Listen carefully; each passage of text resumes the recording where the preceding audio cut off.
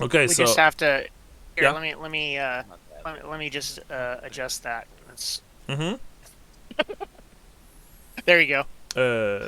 Yeah, exactly. That's why I want to say that this map is from Shadows over Bögenhafen, but it fits perfectly the current scenario, except for the fact that there's really no livestock market. So Sean, if you could maybe also cross out the number 5, 6, uh, 7, and 9. It's bottom right, like outside the city walls. Okay. Yeah. Yeah, I'm crossing them out on the key as well. Thank But let you. me boop boop boop boop boop. Five, Mm, 6, 7, and 9. yeah. Okay, so nope, Because like nope. they are not like they're not here. Ooh. They're not here right now. So you know. For What? some reason, this little window keeps on popping up when I when I try to. Okay, that's what I need to do. Yeah. Weep. Right. So And I don't see 5. yeah, 5 is right above All right, there, 6. there. Boop. Yeah. Pop. Like All right. for the purposes of this 5, 6, 7, scenario, and 9. everything outside of city walls, in the bottom right, is not there. Like Okay. the top right, where we have 20 and 21, of course, it's there because it's graveyard and chapel to more. But right now there's no Schaffenfest, which is the festival that Bögenhafen has once a year, and which is, Okay. spoiler alert, pretty crucial to the Shadows over Bögenhafen chapter of The Enemy Within. But, and we never start conversations with but, we of course know that. I always do. We are starting Ilmet at Bögenhafen, that's what the scenario is called. Ilmet in Bögenhafen, sorry, not at Bögenhafen. It's from the Sigmar's Air source book, and I've never run before. That's one of the official scenarios for second edition that I never run before once, and There's multiple like scenarios in Bögenhafen. well, I mean, you really only have I know Shadows, like, and yeah, you have but this one, and maybe there are some fan-made ones that I don't know about. But yeah, Bögenhafen is a pretty popular town. It's not a city like it's pretty Haldorf, it's a fleshed out town. city too, like in all the Very. different editions. Yeah, very. I mean, this is still the best description is in the shadows, and yeah. But Oh, ho ho ho, yeah, yeah, I think they just- used to use just it kind now of like seeing their the big colorful map. yeah, yeah. like now they use Ubersreich for everything, but it seems like Bögenhafen used to be the go-to. We're gonna have a scenario set in this, like, you know what I mean? Yeah, yeah. In the older the editions, Greyhawk of the old world. Greyhawk, or the what's the word for the D&D default setting of Baldur's Gate, Coast. Neverwinter, No, the Sword Coast or something. Sword Coast, yeah, Forgotten okay. Realms, Sword Coast, Yeah. yeah. So That's all new But shit. you I don't put know. in- I don't know what that shit like- is. It goes into Baldur's Gate, But Neverwinter, Icewind Dale. and Waterdeep, Icewind Dale, and Luska. All right. That was it. All right. So anyway, we'll be using this map because this map is really nice. And the interesting part, Bögenhafen even played a very small role in the Dark Omen video game.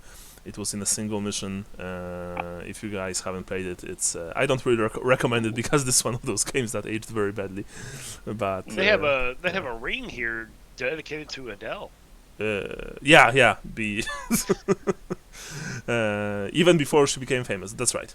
But right now we are starting. We are starting our new scenario. This is the official one, and of course we shall start with experience points.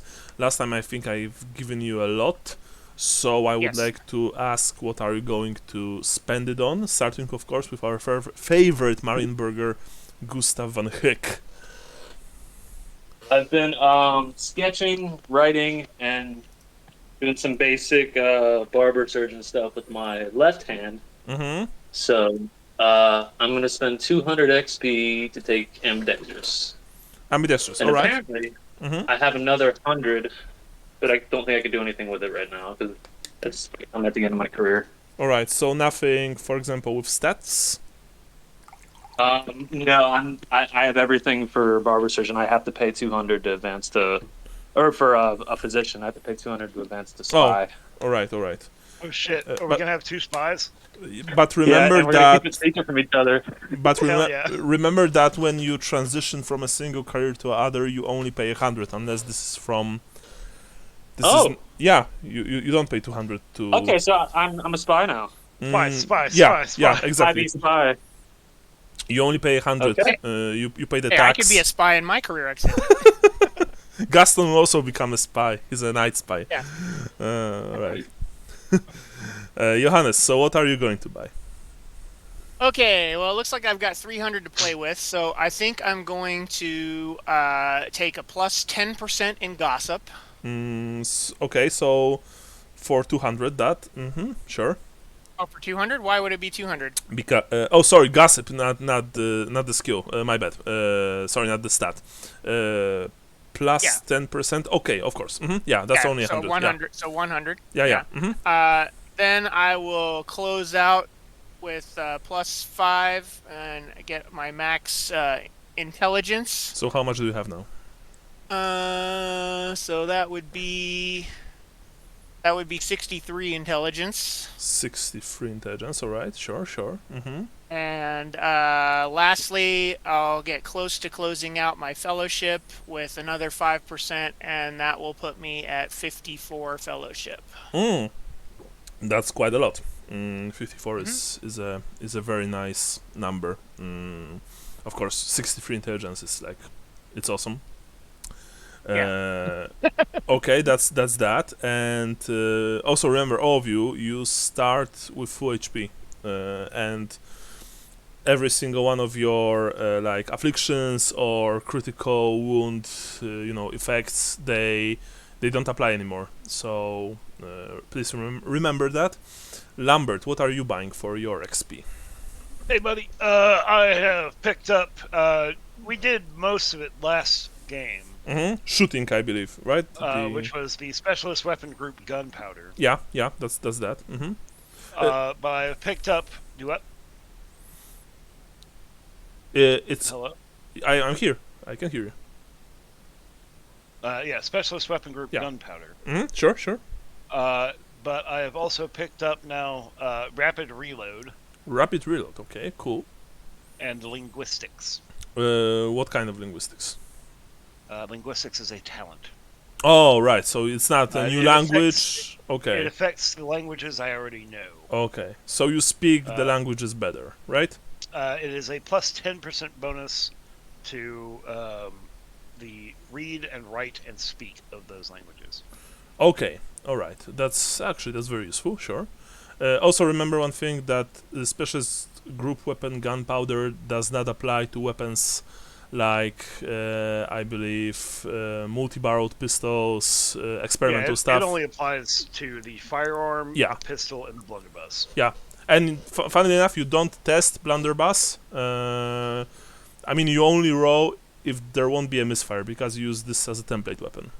So you don't really have to test ballistic skill. You just roll if there won't be a boom. I'd rather not hit my friends. Yeah, and of course that's also important. Area of effect weapons are nasty. Same with spells. They don't care who they target. Say, where can I get me one of these blunderbusses? Now, interestingly enough, in second edition, blunderbusses that you can get are, I believe, cheaper, but they are also weaker because of the post-war economy.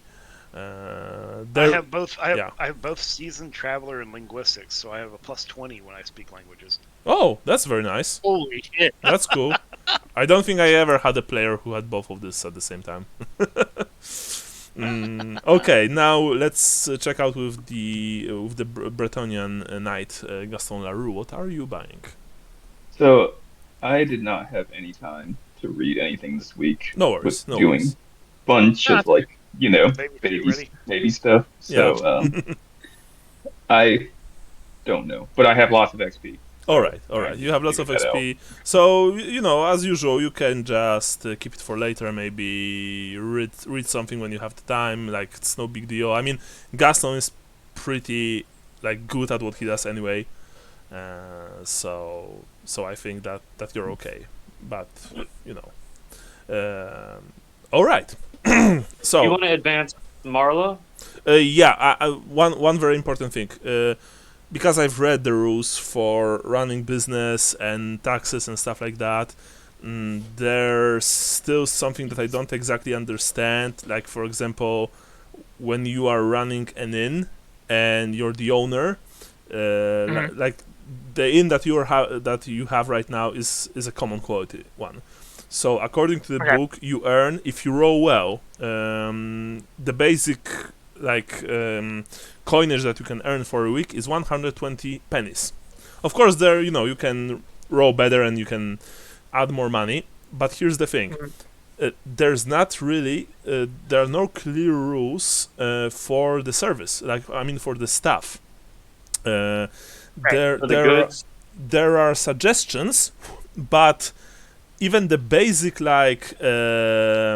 worker, he earns, I believe, weekly, and the poorest quality worker earns weekly a few silver coins.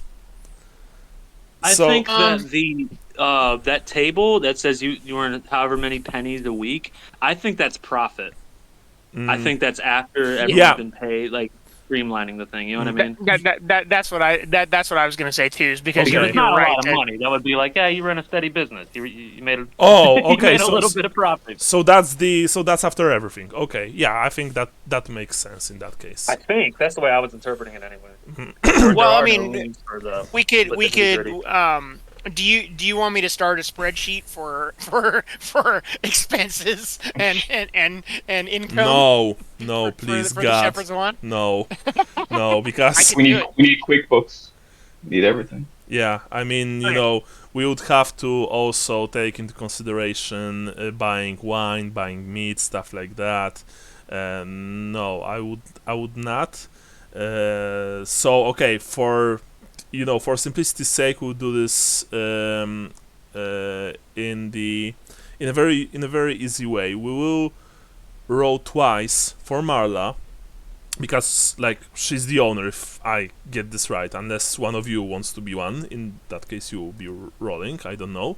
Well, no. I think that's the case, is because there was also something about how you have to actually be at the business. Yes, at least 3 days. 3 days. Exactly. If you are out of business for more than 3 days, you get penalties. Exactly, Sean. I think Marla should be the general manager, so to speak. You know what I mean? All right, but in that case, you will need to roll on the on her skill, and that's the skill. What's word is? I've read it today, and of course already forgotten it. Oh yeah, here it is. Trade. That's what I want you to buy for her, Brian. The appropriate trade. In that case, trade tavern owner. You can buy it even for plus 10% if you can, and of course if she can buy it for plus 10%. It's a skill or a talent? It would be a skill. Trades are always skills, because you can have plus 20% max to them. Yeah, so it'd be trade innkeeper. Trade innkeeper, exactly.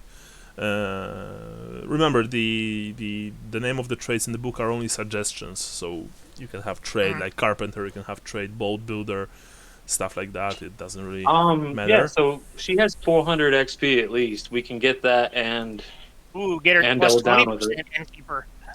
if she can buy it, of course. According to her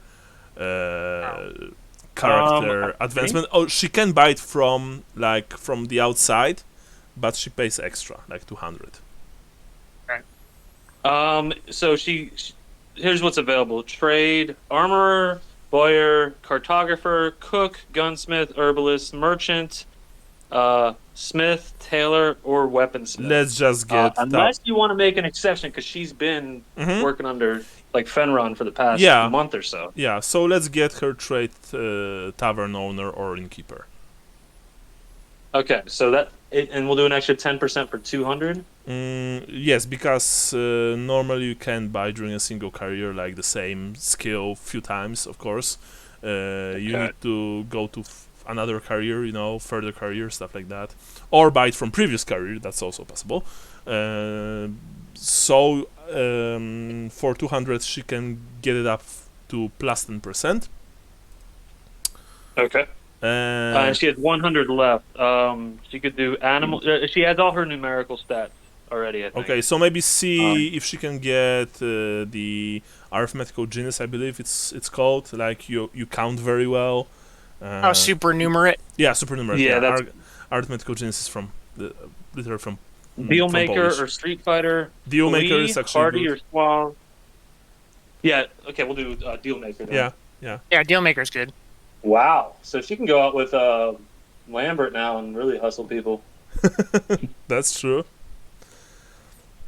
Okay, in that case, she's a tavern owner now. So the tavern she owns, tavern you own, is the common quality, which means that normally if you would, for example, would want to start, you would have to pay 200 gold crowns to own the tavern, and you really only need to pay once a year a tax, which costs 90 gold crowns. This is the tax for the land, because remember, you own the place, you don't own the land. The city of Altdorf. Sure, nobles. Yeah. The city of Altdorf owns the land, and even nobles usually don't own their land in places like Altdorf, because it is just simply, unless we are talking about elector counts or the emperor himself, stuff like that. So yearly you need to pay 90 gold crowns for that, and additional fees if they come up. For now, let's say that they don't, make it easy. So Bran, maybe roll for Marla. Let's say that you roll twice her trade skill, and this is very funny because if you roll poorly, even once, very poorly, you can go bankrupt. How this works is that if you roll, hypothetically speaking, if you roll poorly, the level of your business goes down one notch. So from common, it goes to bad. And you can't really go below bad. If you go below bad, it's over. You lose the business. You simply weren't able to keep it. But that's what luck points, of course, are for. Because you can spend luck on this. Marla has 3 fate. Does she have so luck, she has- or do you have to use our luck? she has. She would have 3 luck. Yeah, actually she has 4 because the necklace that you've given her, that Finron left you, it's like when it comes to rules, it's like a luck medallion, so you can use it once to get additional luck point. It's one use only. Okay. Normally, I think they cost like 10 or 15 gold crowns if you buy them, but this is a symbol of Liliav, the goddess of moon and and shit. so it gives Moon and shit. Exactly. It gives good luck. So Bran, let's roll. What stat is she rolling? Or is she rolling on the table? Yeah, no. She rolls her stat, and the trade, I believe, is what, intelligence, I think. Probably. I think so. Yeah, I actually need to connect it to a stat. Given the fact that this place is popular and well liked, I will give you plus 20% bonus. I think she would use a luck. I think so too. Nice. Okay, Yay! Okay, so a whole single success. By how much she passed? 56, so another whole 10. This is a strange table. I will later try and paste it, but I have a Polish version. 20, right? Sorry, yeah, plus 20. Oh, yeah, plus 20, plus 20. That's right. So 76, so 15 and 16, so 2 whole successes. Okay. So she earned, and this is for the first month only, she earned the basic 120 pennies times 120%. So now please, someone who's not a mathematical idiot like I am, count this. Let me just pull out the calculator on my Yeah, thank you. on my computer. The trapping line on her sheet for the business. Maybe there's a better way to do this, but for now we'll just keep track of it as a. Yeah, that's what I'm saying. I could run a spreadsheet for it, but okay. So how many? So this is the basic. This is the basic like. Okay, so 120 pennies. Actually, sorry. Wait. This is a weekly, and we are running monthly. So 120 pennies times what, 4? So 480 times 120%. That's how it says in the book. Okay, so 120. God damn it. So, okay, so 120. Yeah. Times 120% times 4. Times. Yeah, let's say that's how you do it. Okay, so all right, let me see here. Times. Interestingly enough, you can also get higher in the quality, so that Shepherd's One can actually become a good quality inn or even a best quality inn, which, while sounding very interesting, also can, become problematic, especially when it comes to taxation. That would be 576 pennies. All right, so that's for the first month. Okay. Yeah. Now for the second month. And let's say that this is after all the taxes, all the payment for goods, for wine, for meat, for bread, after paying your employees, stuff like that. That's what you all really need, earn. Like a character sheet for a business, like when you get to this point in this game, you know what I mean? Yeah, but I don't think that they ever did one, sadly. Yeah. I'll be really helpful. Yeah. I'll whip something up. Thank you, Sean. Thank you. I'll post it in the notes or somewhere. Sure. So while Sean is counting, Gustav rolls second time for her. This is a completely different test, so she can once again spend her luck, if that's your wish. Nice. It's also plus 20%. So it was what, 76 before? No, I wrote it up a thing before, so it already incorporated the 20%. All right. Okay. This time I just rolled a D100, so she would have plus 20. She passes. She had to get under a 56. Okay. So in that case, she earns. Let's leave the previous row in that case normally, because I thought that we should add plus 20, but doesn't matter. It's a freebie. But for this, she earns 480 times 110%. 480 times 100? Okay. 481. Okay, so I'm going to 480p here times 1.1. Okay, so 480 times 1.1 times 4 equals 2,112 pennies. 2,000. Nice. Okay, because remember, previously she also earned 480 times 120%. So it's and then you said that, I think you said that it was only a few hundred, or maybe I was. You were saying last time she also won 480? Yeah, I thought it was 120. No, 480 because it's weekly and we are doing this monthly. Like no. So okay. Okay, then it's not 2,000 because I added so you were already doing the times 4 beforehand. Yes. I'm doing the times 4 afterwards. Yeah. So it 480 times 1.1, that's 528. Yeah. Yes, 528. Oh, yeah, 520. Fuck. Now I messed up. Let me just do it again. 480 times 1.1, because I got a bunch of numbers up here and I don't remember which one is which now. Yeah, 528. That's the one. All right. Okay, I see. That's how it does it. It puts it on top, not on the bottom. Okay. So no times 4. I'll just put that out of the notes. Equals 528 pennies. Yeah. All right. So how much total did you guys earn so far? So 528 plus 576. 1,104. Probably. That's actually. Yep. I think that's a pretty good, deal right now. remember that you can also use this place of yours to perhaps conduct other forms of business. Like This isn't Gustav's suggestion because Gustav just wants to blow it all on a boat. yeah. But like I think realistically we should just leave the money, just let it build up. You know what I mean? Yeah. And then if we ever get robbed or something on the road, we have some backup. You know. So this was during my question is, my question is, how much is 1,100 pennies? I have no fucking idea. Yeah, I know. This is it's in the armory.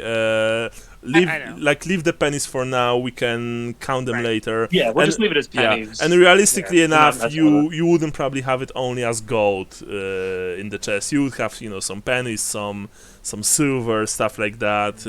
Right. No, absolutely. Yeah. I also check out the banking. The banking is actually described in the Old World Armory or Sigmar Stairs. No, actually in the Old World Armory. The fees are pretty high, especially if you pay out with the letters. The letters of. How many pennies was it? 1,104. So yeah, the banks they keep your money safe, but they also take quite a big, like not super huge, but some kind of a fee.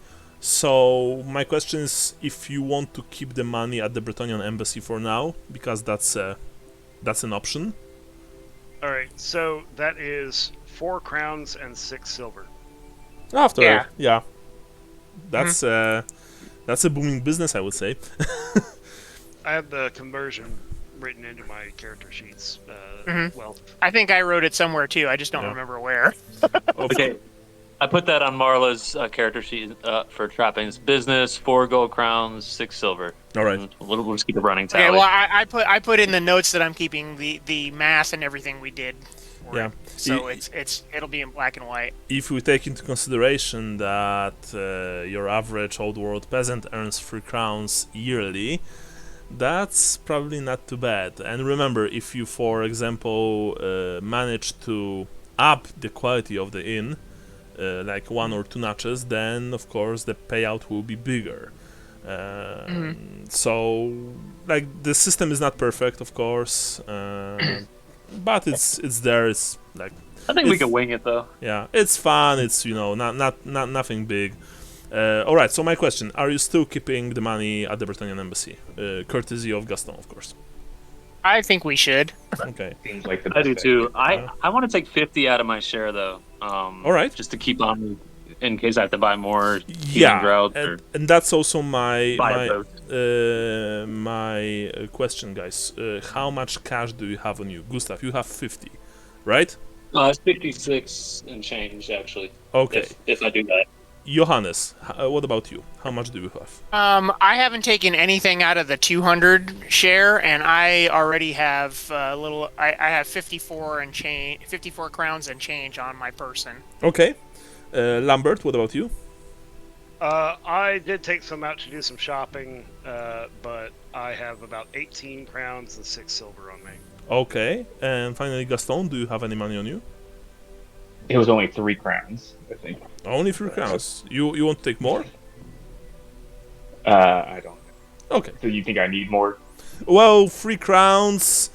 Given that you're traveling to different city, where you probably have to stay at some kind of inn, maybe for a day or 2 or more, could not be enough.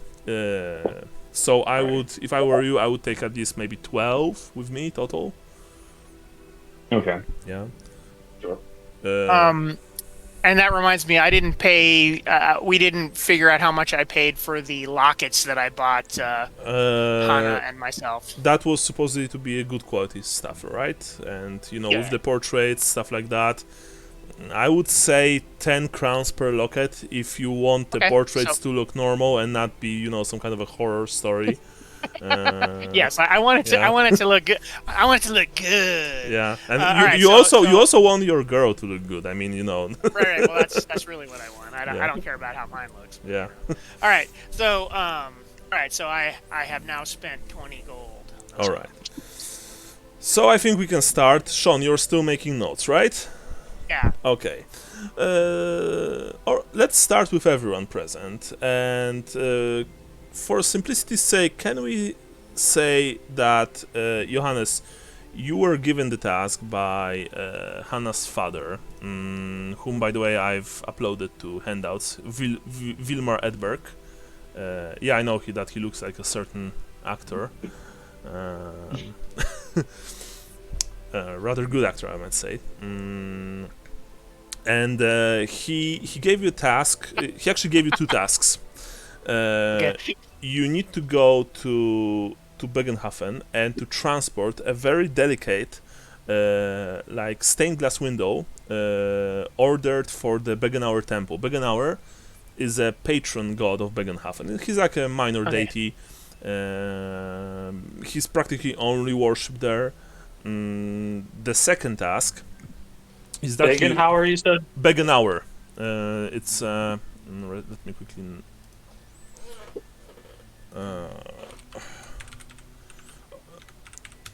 Of course, remember that always in case of Bögenhafen, where you have the O, it should be O umlaut with the O. Right, I'm not bothering with that right now. Yeah, Maybe yeah. I'll do that. No. It's just my inner perfectionist. So Bögenauer, maybe some of you heard about him, maybe some of you don't. Like I said, minor god.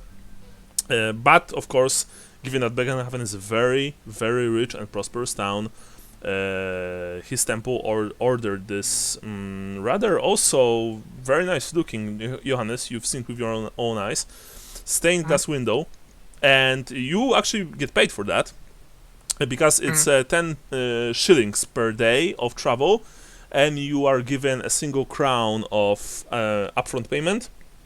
The rest will be paid after after delivery. So yeah, that's that. Your second task, and this is straight from Hannah's father, because the stained glass window is essentially he's doing a favor for someone, is to meet a man named Waldemar Hanfsteindl. Jesus Christ, sorry. Okay, that one I might need help with. So Waldemar. Here. Oh, Hafenstengel. Enjoy. Hafenstengel.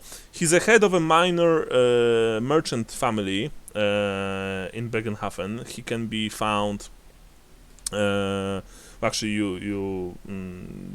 Hannah's father didn't tell you where he can be found, because you have a feeling that he's testing you with this.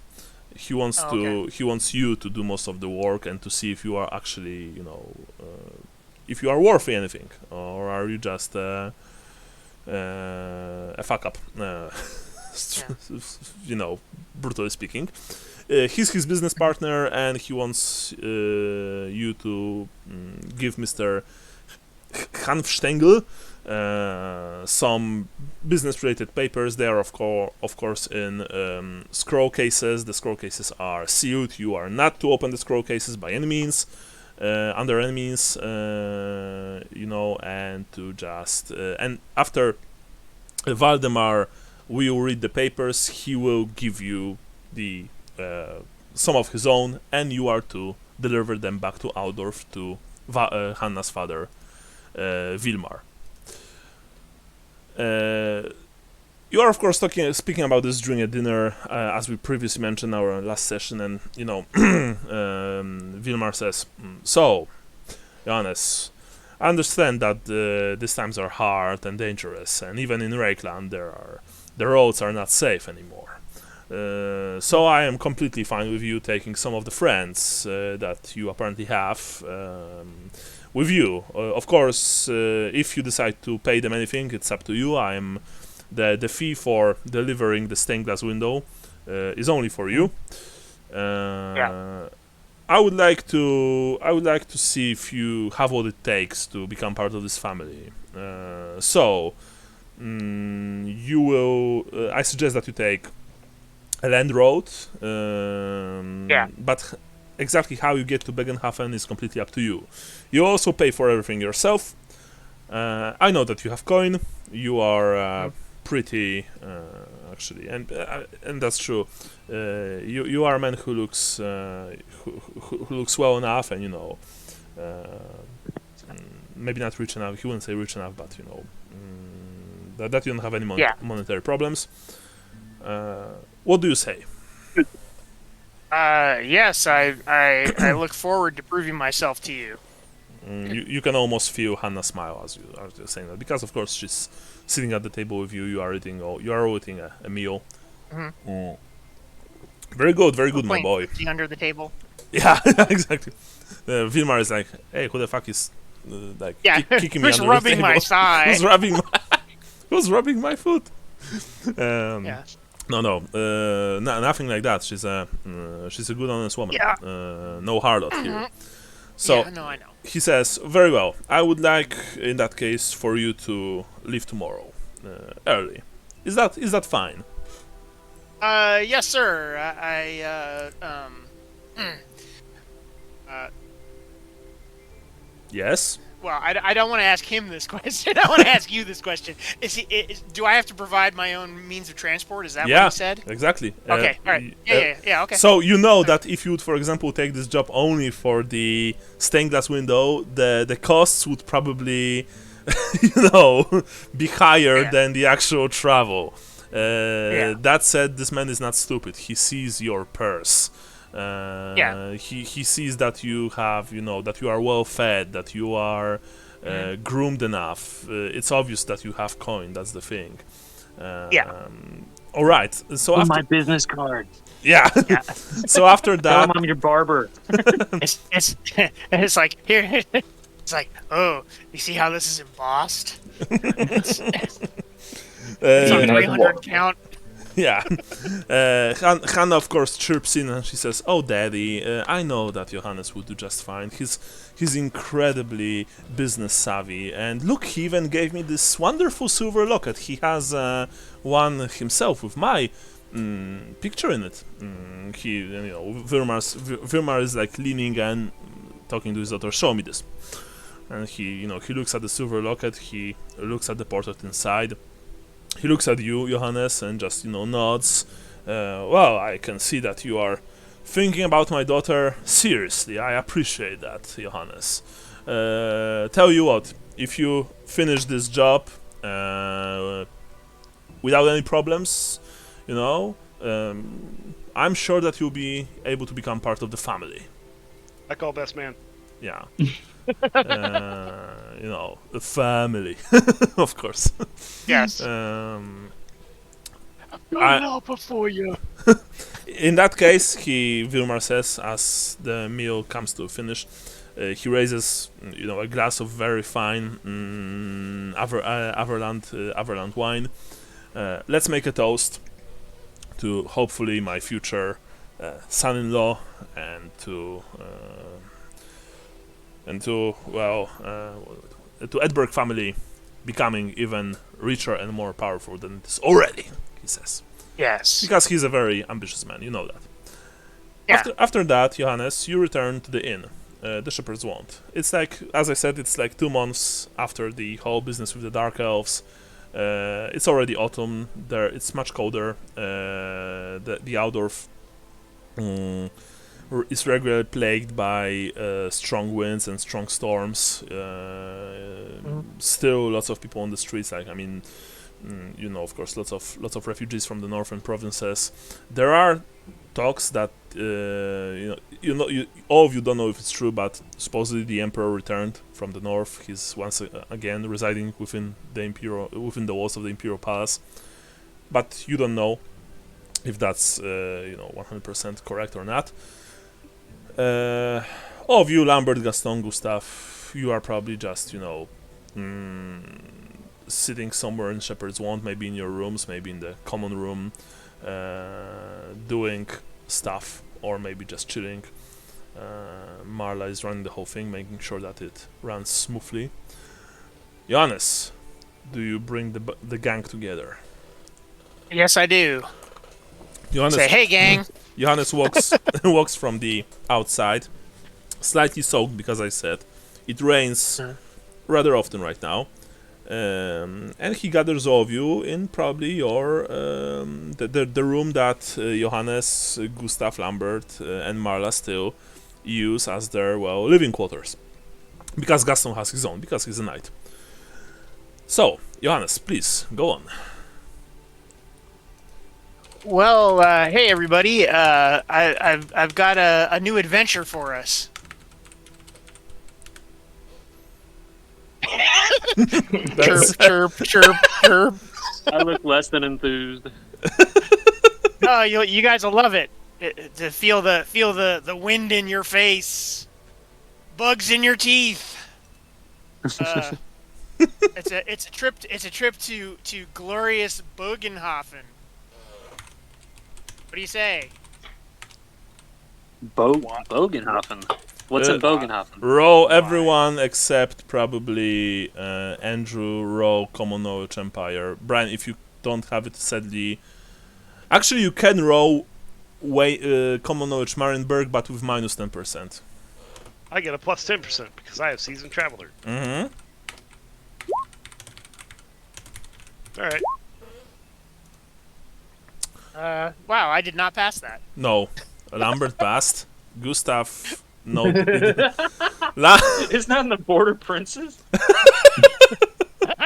Yes, why yes, it's the capital of the Border Princes. Close to a border. It's in the realm of chaos. What the hell? No, actually, Lambert, you were the only one who heard about Bögenhafen. Bögenhafen is a rich, prosperous town that's, of course, located in the Rakeland.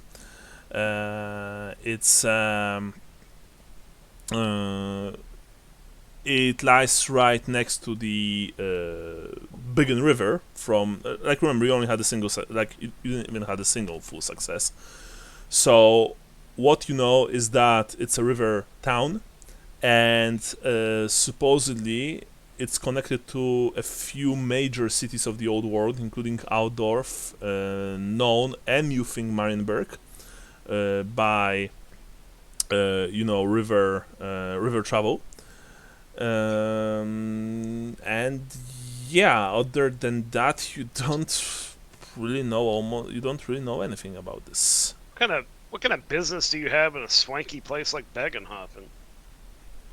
Well, Hannah's father has sent me a task, and I figured we could take a nice trip south, and get out of the city for a few days, and see if there's other opportunities to make money besides this trip. I have to deliver this stained glass window to the temple, and you don't have the window just yet. No, I know, Mm-hmm. but I'm just saying. Sure. Sorry. I don't mean this. I'm not holding it. Yeah, this is like like a marriage approval thing. Probably. All right. That's what it feels like. So you want us to come with you to a rich town to possibly get more money, but also help you get your dick wet. Well, I wouldn't be that crude about it, but yes. All right, boys. I'm happy to help him get his dick wet. So this is not. It's a win-win situation. So this is just a nice little trip out of town, basically, for a few days. This isn't. Yeah. You made it sound. Okay. Well, I mean, the reason I said it was an adventure is because, aside from the task that is set to me, there's all sorts of opportunities that we can have along the way, and in this town, which is a crossroads for trade. I believe. Well, I don't know because I rolled shitty on my common knowledge, but I believe there's even trade from Bretonia that comes through there. Hold up. He's got a point. We can pick up some pretty choice shit for pretty cheap up there. Come back to Altdorf and sell it at a ridiculous markup. Mm-hmm. Is there pay for this trip, or is this just see what we can? Well, so I obviously because we are. I said obviously because we are prestige worldwide. I will split whatever I get with you gentlemen, but I don't know how her dad will feel about that. Oh, you don't know? Well, I mean, he doesn't care because he just paid me a lump sum, and it's just based on myself, so I have to pay for everything else.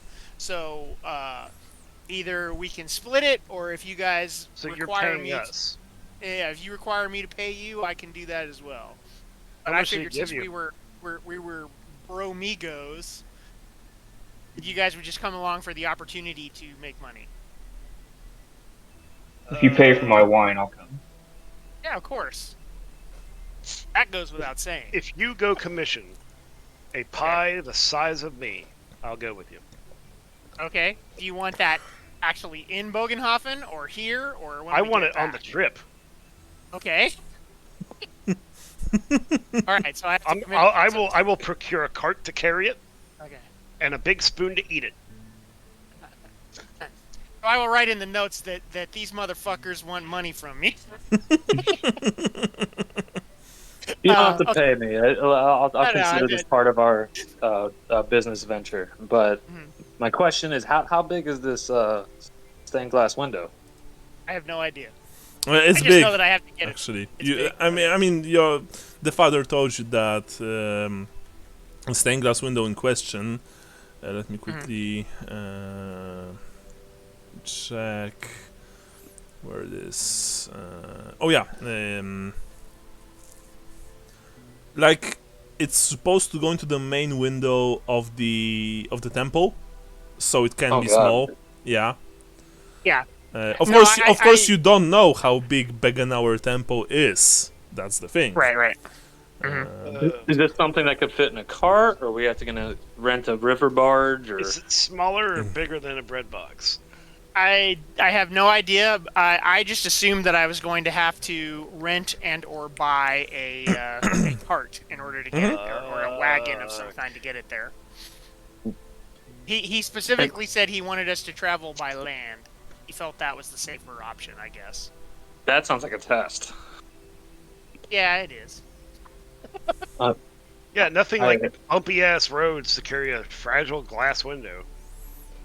And I'll see if we could scrounge up some bed sheets from here or something and buy some I was hay. just I gonna guess. I was gonna get hay. Yeah. Could we just go by river and say we went by road? I'm not Makes above no difference to lying. me, but to you, it might. I personally would rather not lie to him. How about if you just go by road and we move everything else by river? The stipulations of this agreement said he prefers that you travel by road, correct?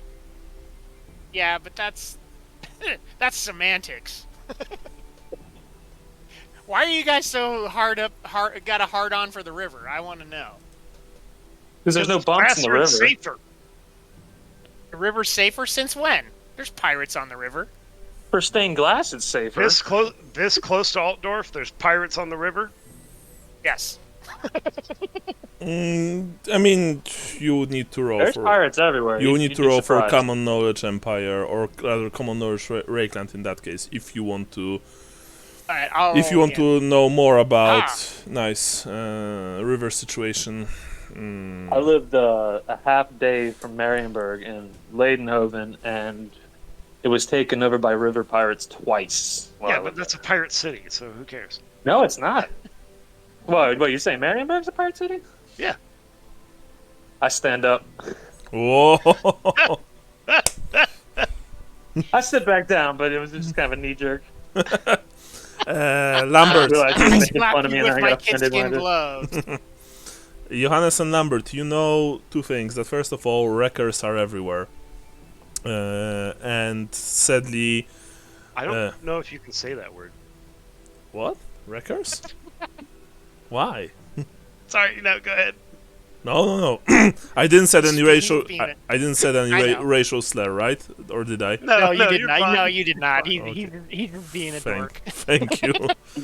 Okay, so first of all, yeah, pirates, wreckers, stuff like that. They are everywhere, and you would also know, Johannes and Lambert, given that only two of you rolled, that lately, mainly, probably because of the whole business with the, one of the Empire's fleets being removed from Aldorf during this whole Dark Oath situation, perhaps there's some kind of investigation, maybe something else.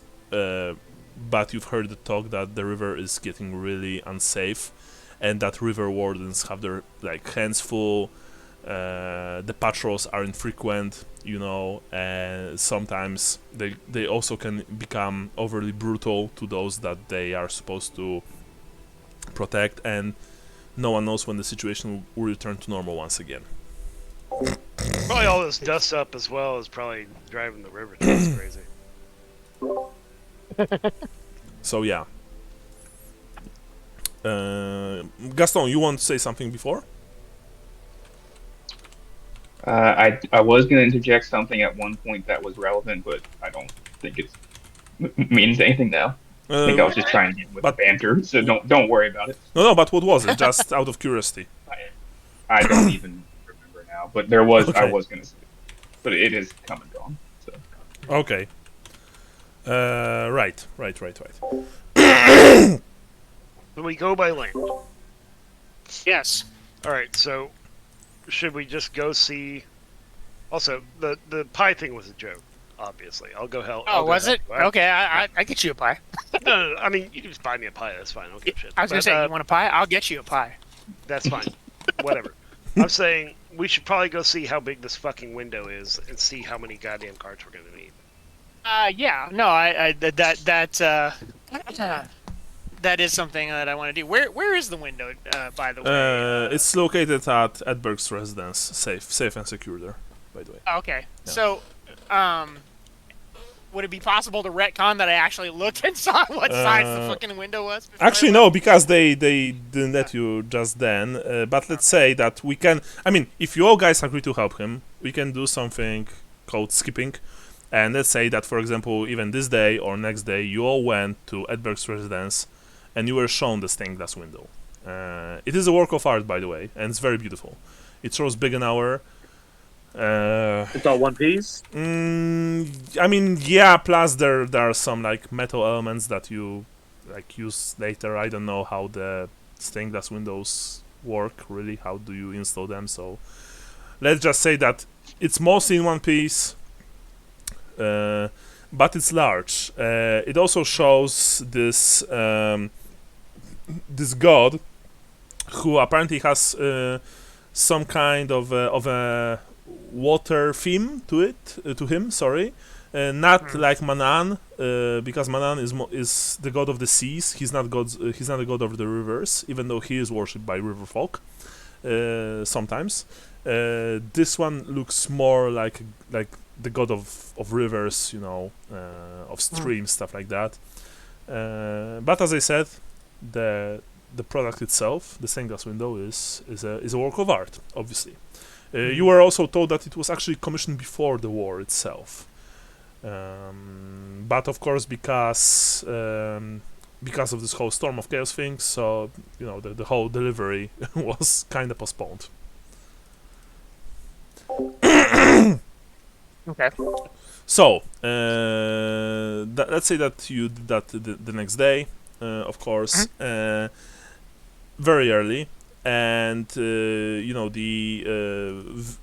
Vilmar didn't talk to all of you. It was one of his servants, and he told you, specifically Johannes, that it would probably be best if you would be able to just procure some kind of cart, a solid one, and once you get it here, they will load the stained glass window, and then you can go to Bögenhafen. Good thing I took drive last session. Of course, you can always, hire a driver. I mean, that'll cut into my profits. It would. So what are you doing? Do you secure a cart with horses? Yeah, and I was trying to find the relevant information in the Old World Armory, but okay. Mount gear. Barding, transport. Here we go. Yeah, transport. Here it is. So a cart, 50 gold crowns. Yeah, 50 gold crowns. Exactly. Exactly.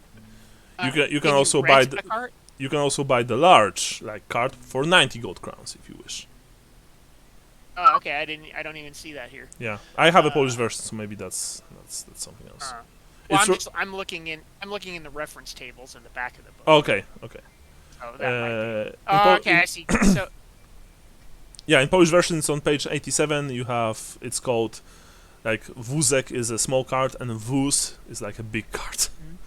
So. Well, so it looks here like so.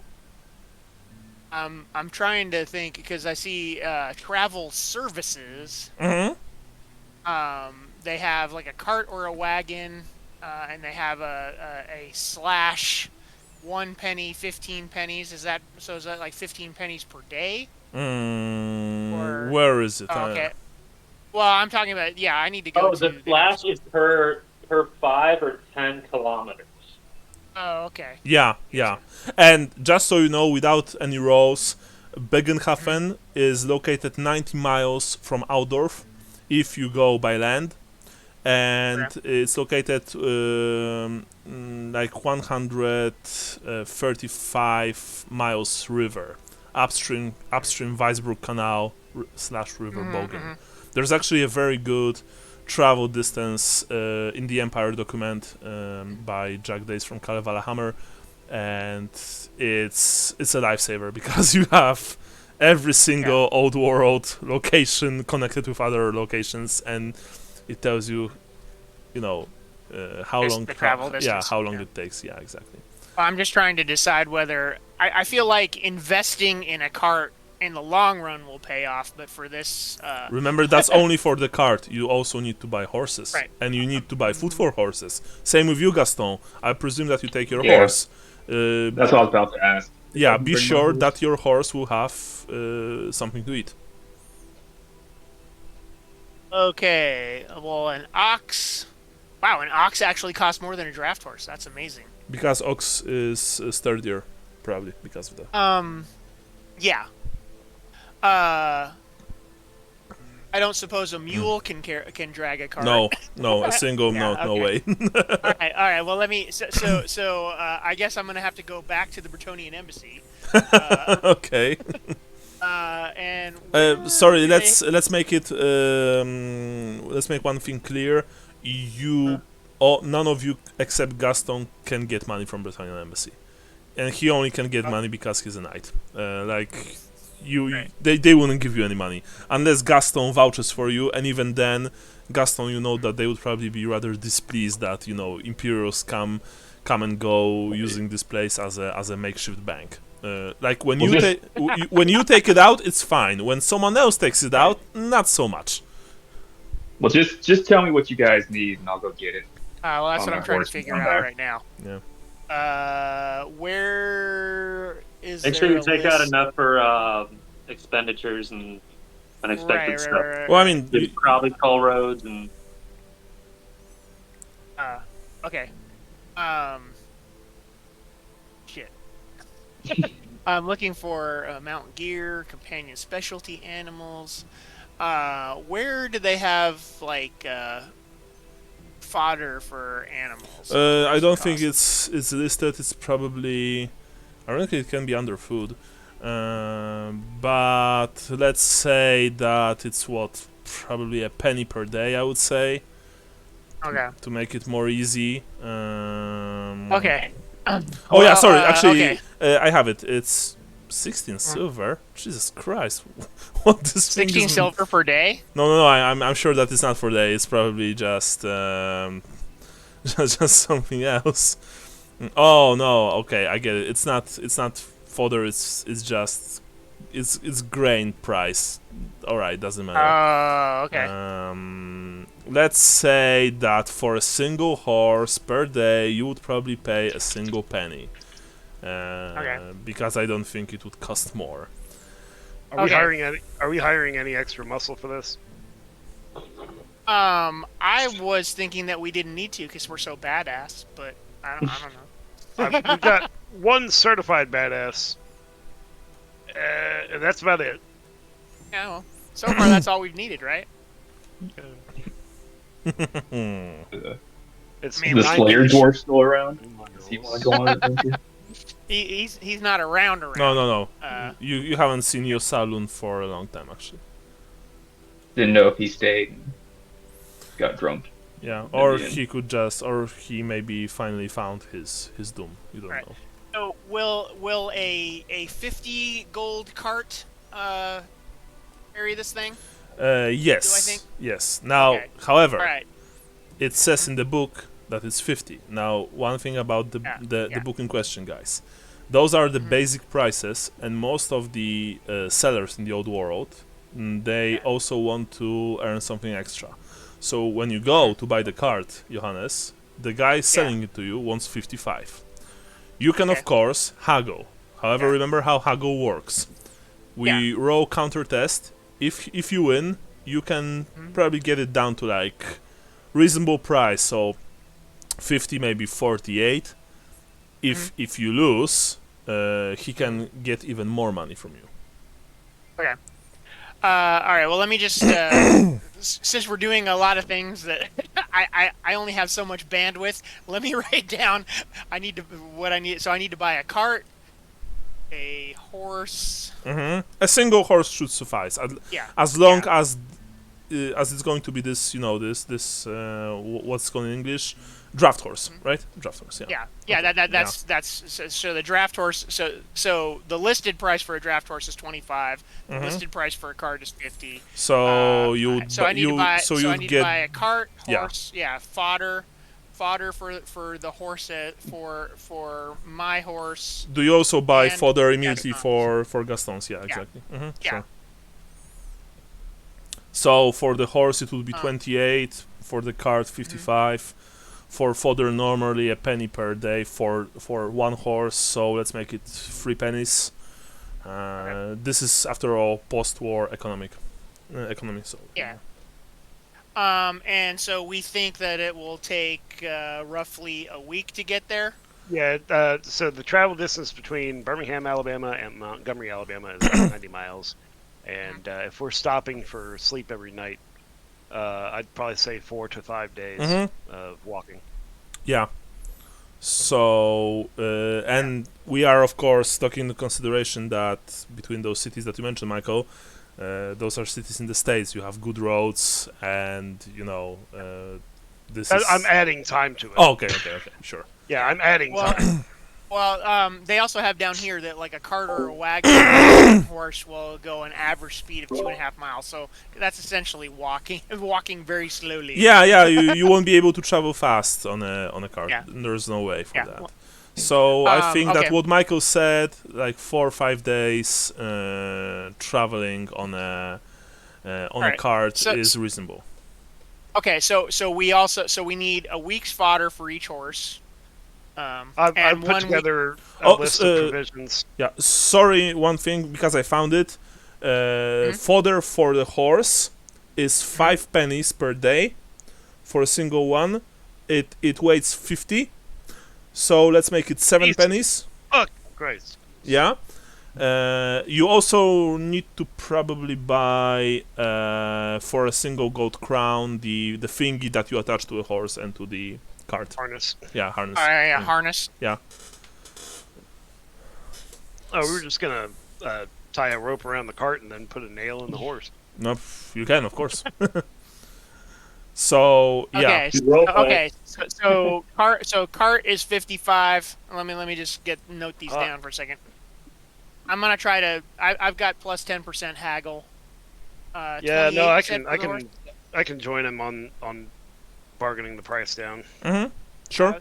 So the fodder for a week at 5 pennies a day. So 10 pennies a day. Did you say? No, 7. Or 7 pennies a day. Okay.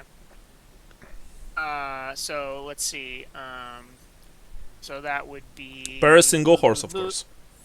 Yeah. Okay, so 14 times 7. Oops. Is some number. Yeah. Imagine that we will be able to just travel through some caves fighting goblins right now instead of playing this economic simulation.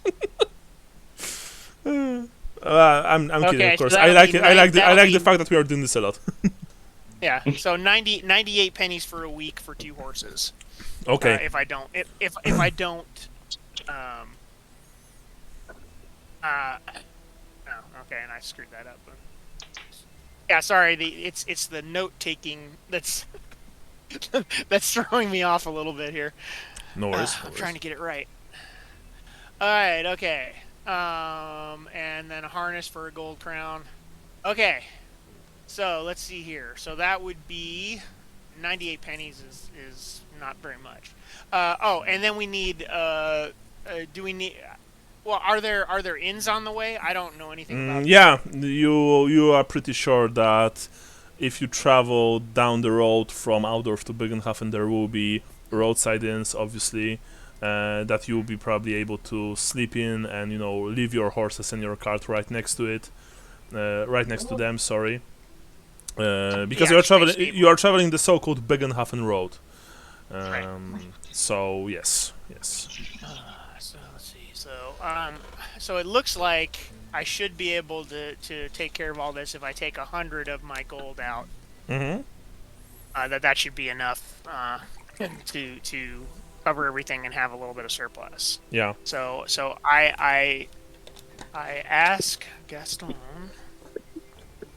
Remember, 150 of mine is the businesses to do with whatever you need. All right. Well, we're right now. I'm just gonna, because this is mostly my jam, I'm gonna pay for all this stuff. You guys shouldn't have to have any expenses outside of this. Right, but I gave you 150 as an investment, so just consider that part of. Okay. Well. Yeah. Just don't lose it, or we're gonna have a problem. I'm gonna have to do some forensic accounting.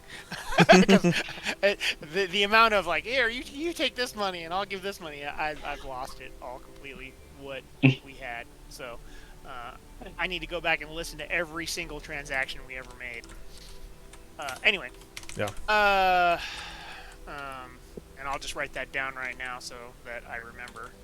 And Michael, you want to buy all the things that you've listed in on Discord? Yeah.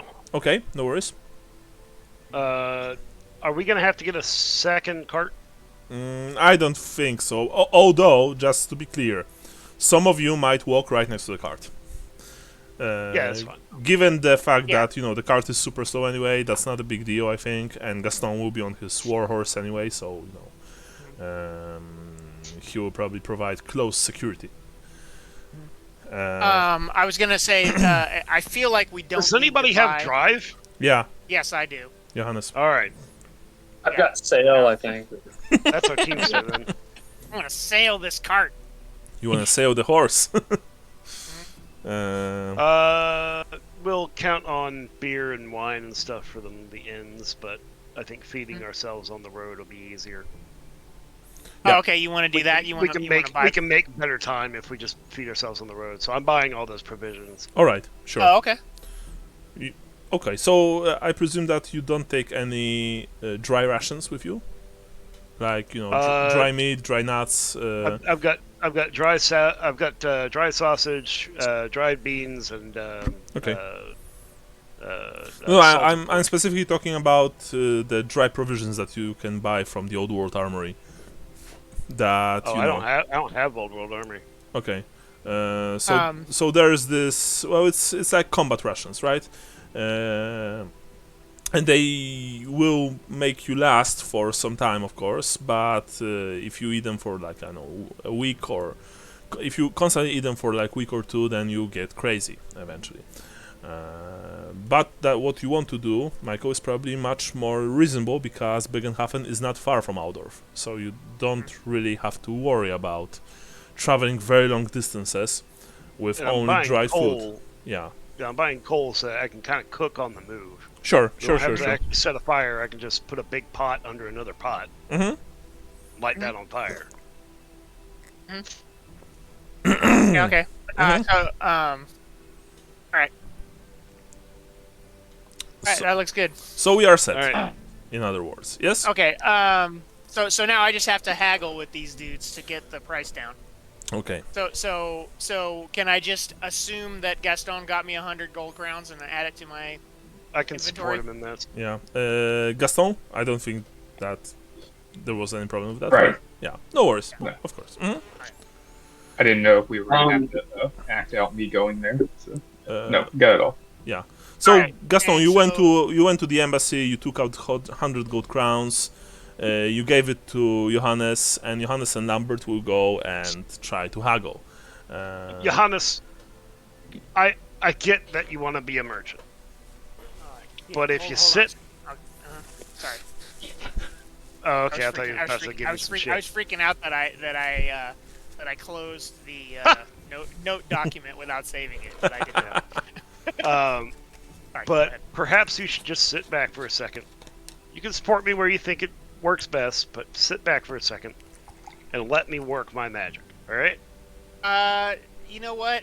I will let you work your magic, and you tell me when you think you need a little assistance, and I will assist you. But I know that you are when there's a deal to be made, I'm calling Lambert Cherryheart. Okay, Lambert. So you have for the horse thingy, like the food, the horse itself, the harness. Maybe just make a single row. All right. It will be easier that way. I know there's been a war on. I know that provisions are hard to come by, and all this stuff is the kind of stuff that you could sell real good out, make a good, pretty penny on, a good pretty crown on. But we're in a business venture, and we're in the business of repeat business. Mm-hmm. So you treat us well this time, and we'll come back through and we'll treat you good. You scratch my ass, I can only reach as high as your ass. So that's just how it's gonna go. All right, no worries.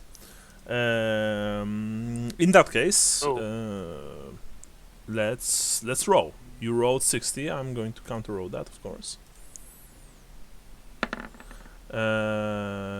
You have we need to roll once again because none of you got a full single success. Nice, that's a very good roll. I'm going to roll mine, and you won. Actually, since I botched, you get a discount of.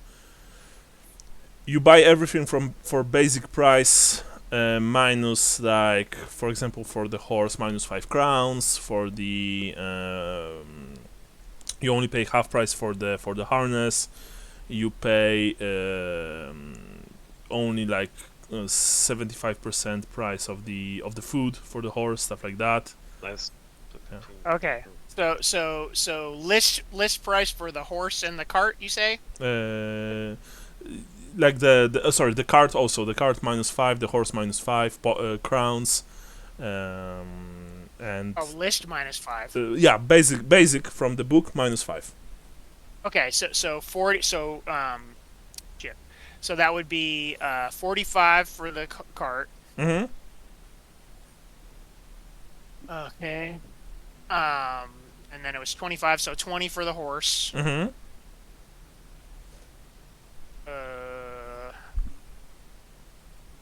It would be was that 6 shillings for the harness? I think it's 12 shillings for yeah, gold. In that case, yes. Mm-hmm. I remember correctly. It would have been 98 pennies for a week for 2 horses. So you're saying half of that, or was it 75%? 75% of that. 75%. Okay, so what's 98 times 0.75?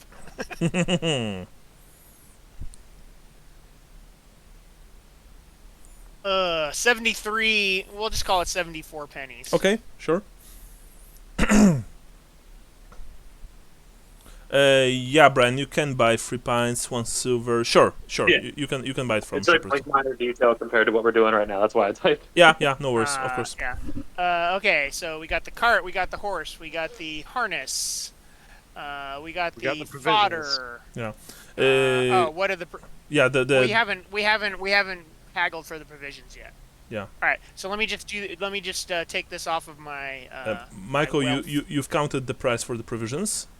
Yes, it comes out to 25 silver total. Okay, so if you 1 crown and 1 silver. Yeah, so if you bring this down, you can haggle for that, and let's see how well you manage. Oh, guess how many crowns I have, guys? How many? 69. Eat my whole ass. Let me show you how I roll 0-1. Close enough. Oh shit! Like, if I squint very hard, it looks like 0-1. Okay. You're selling food to a halfling. I'm Yeah. not even buying the nicest stuff, man. I'm in here buying trail provisions.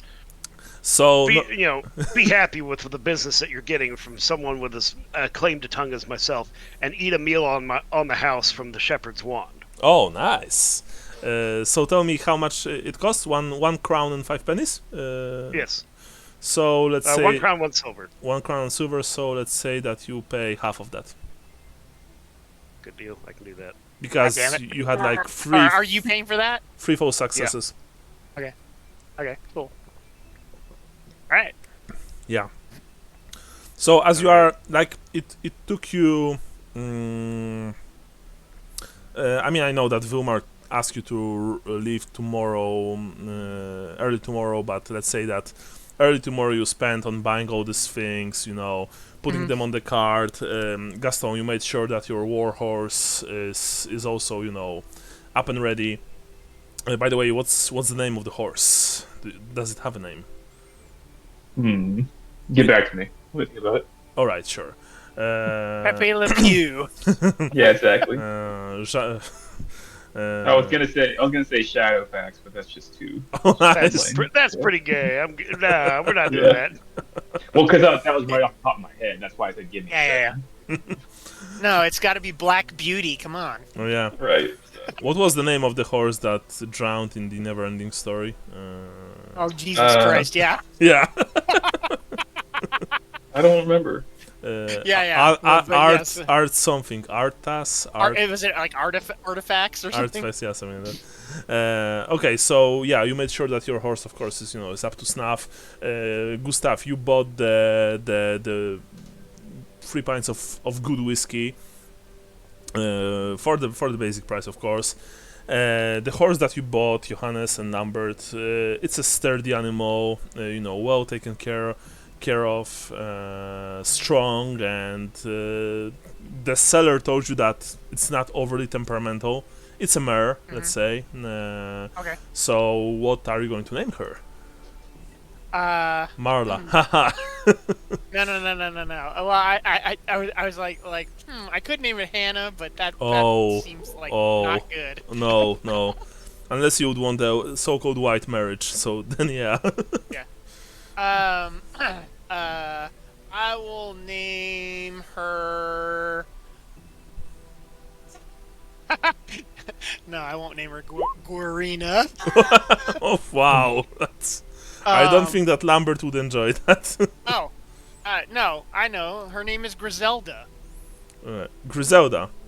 Harry Trotter. Yes. Oh my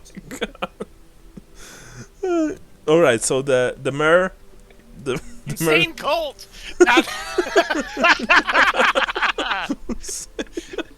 Yes, Griselda. That's the name. Main attraction is also pretty nice. Alright, so Griselda. The mare's name is Griselda, and she's, as I said, pleasant enough. She's not trying to bite your hand off or anything. So when the time comes, and it's probably close to noon, right, the day after you had the talk with Vilmar, you all get on the Johannes, you get on the bench from which you steer the cart, and really there's so much stuff on the cart that Lambert, only you can ride there if you want, and it's not even very pony soprano, nice, and it's not even very comfortable. Gustav, you probably have to walk. And of course, all of you see that Gaston is already sitting on his charger, Bretonnian Destrier, looking suitably heroic. Do you want a mule to ride, Gustav? Or are you into self-flagellation? Yeah, I mean, we can just tie you to the back and drag you. I'll walk. I mean, how far is it? 90 90 miles. 90 miles about. But I mean, we literally are at like a very slow walking pace with this start. Yeah, I'll walk until I can't. Maybe one of you guys can trade with me or something. Oh, okay. That's fine. Although, now that I think, to be completely honest, there's probably enough place for Johannes and Gustav to sit side by side.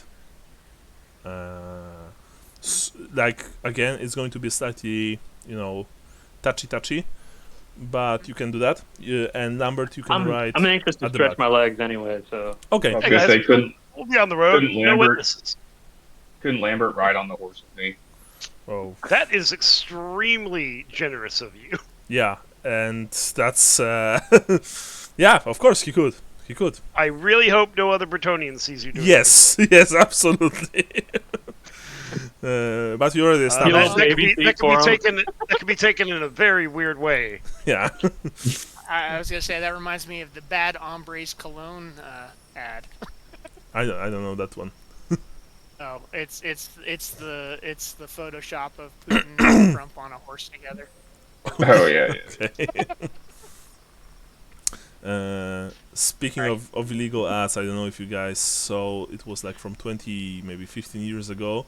The banned ad for, I believe, a Citroen or maybe one of those European car marks from 2007 or 2006.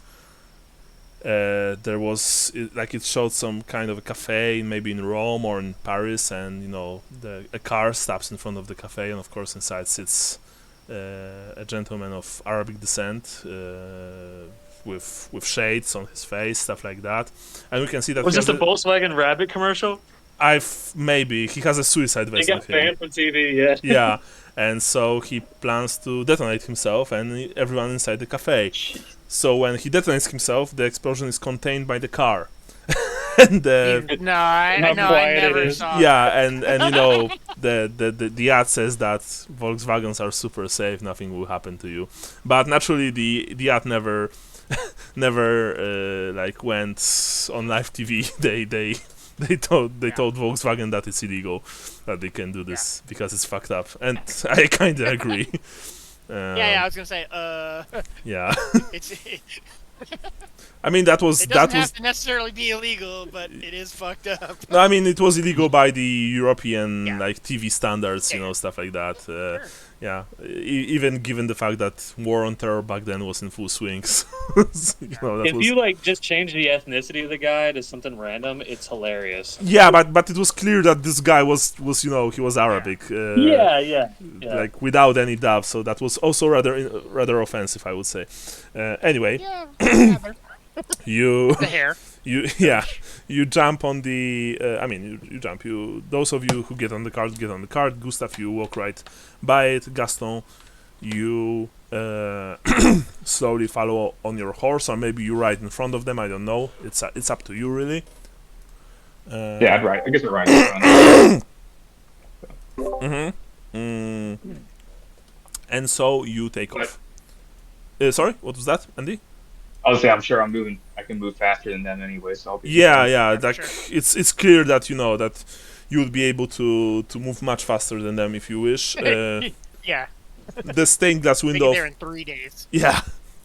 The stained glass window, of course, is secured on the back of the wagon, and you're off. And so now I can tell you this: that the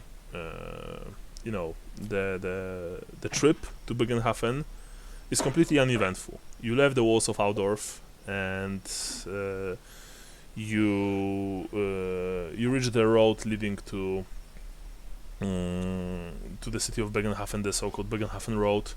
As you travel it towards the western part, it's not especially. Bögenhafen does not lay south, and if you for some reason would look at the map of the Empire, of course, the very popular map from 2nd edition, you would the basic map is probably it doesn't exactly show the right direction. So you can check the Reichland map that I've uploaded in the handout section. Bögenhafen is located to the west and slightly to the south, of course. It's located near the Grey Mountains. You eventually pass the Weisbruck town, and as you are nearing the castle Grauenburg, you know that your trip is slowly coming to an end. Along the road, on the road, you've met quite a few people, mostly merchants, and maybe some farmers, who travel to the city to sell the last of their crops that they've gathered during the season.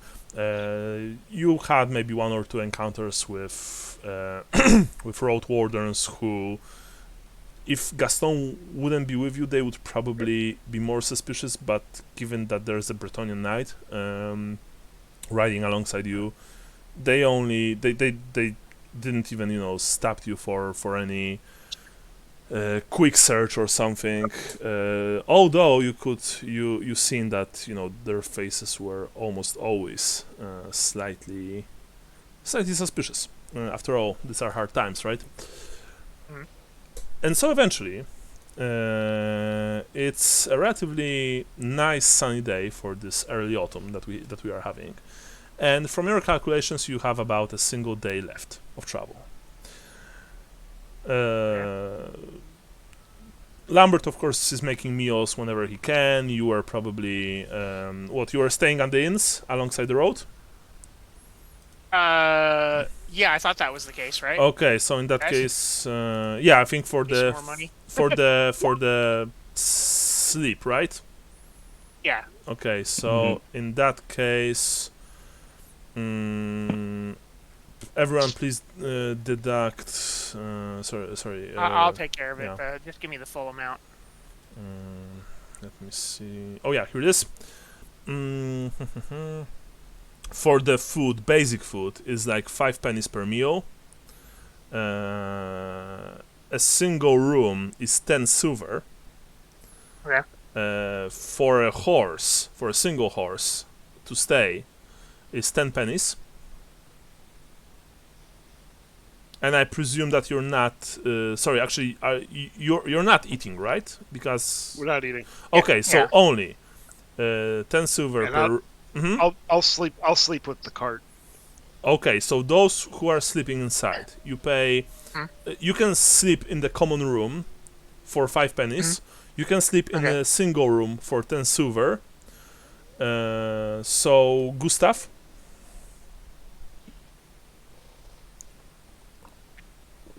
Bran. I'll sleep in the common room, but I'm gonna go out and take a watch over the cart at some point. Okay, so 5 pennies for Yeah. 3 days Okay. per Gustav. Okay. Okay, so What about you, Hannes? yeah, I was gonna do the common room as well. Also 5 pennies for 3 days per you. Okay. Per 3 days, sorry. And then I'm assuming Gaston, do you want your own room? Yeah, since I'm supposed to be an asshole, yeah, I'll have my own room. Yeah. Okay. So he's 10 shillings. 10 per shillings night? per night, so 30 Okay. shillings total. 30. So it's 30 shillings for Gaston. Okay. So let me add that up. And I'll pay And for that, guys. and after that we'll talk about the horses. Well, you said 10 pennies per horse. Per single horse per night. So let's 60 So, pennies yeah, total. of course. Mhm. Okay. Yeah, I need to make a spreadsheet, dude. Yeah. Yeah, I mean that's not easy. Horses. We are running medieval sim, Uh, or rather Renaissance yes. sim. Okay, so 15, so 30 pennies for Gus and I. And of course, I wrote 30, but not the penny part. Are you sure you don't want a bed at any point, or are you going to swap out beds with Gustav, right, Albert? Michael? Sound like that would make sense if they were taking turns. Yeah. And 30 shillings for what's his nuts, Gaston. All right, so now I just got to figure out how much money that is. Mm-hmm. Okay, So so that's 90 pennies, and of course I have 86 pennies. God damn it! All right. Where did I write this shit down? Write it down somewhere. Of course, I've lost it. If we're over budget, I'll donate some money. No. I have them. I absolutely have the money. It's just the usual where I forget. So I want to say it's 12 shillings per gold, 20 pennies per shilling. Does that sound right? Let me quickly see the standard money problem. I'm gonna write it down here. I'll be right back with ya. Let me see. Could have sworn I wrote I it have down it. here I have it. 1 gold crown is 20 silver. 1 silver is 12 penny. Okay. So I got the 12 somewhere. It was just the wrong place. Yeah. Okay, so 1 gold equals 20 shilling equal and 1 shilling equals 12 pennies. Yes, 1 shilling is 12 pennies. All right.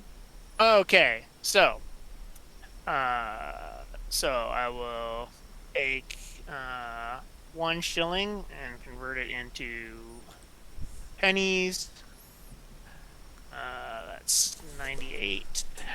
And so then I have 8 pennies left after paying the 90 for the horses and the common room beds. Then I need 30 shillings.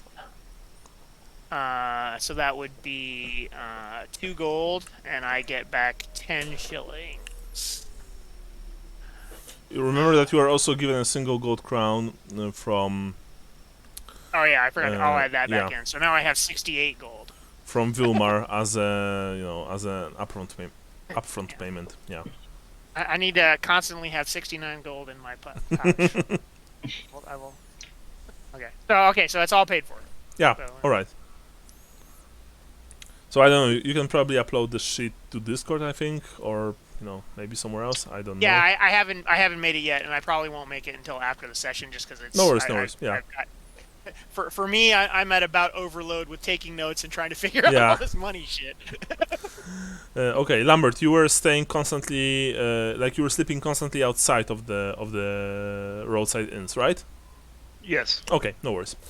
Right. So after that, you, as I mentioned before, there's this. You only have a single day until you reach Bögenhafen, and you probably reach Bögenhafen somewhere around early evening, late afternoon. So as you make another turn of the forest road, you see a situation. There's not a cart per se. There's this whole what's the word? The big cart, the coach. Yeah, of course. Sorry. I know I'm starting to miss certain English words, which is very strange to me. But anyway, yeah, you see a coach. The coach is standing in front of a few trees, laying, sideways on the road. Okay, so blocking the road. Yeah, right next to the coach, on the ground, is sitting a young woman, very richly dressed, and around her there are a couple of bodies. Even from the distance, you think that the girl is fine, but she's in shock, and you don't even think that she hears you approaching. What are you guys doing? I'm gonna ride up fast ahead. All right, draw my sword and remove her head. Mexico. She must be a vampire.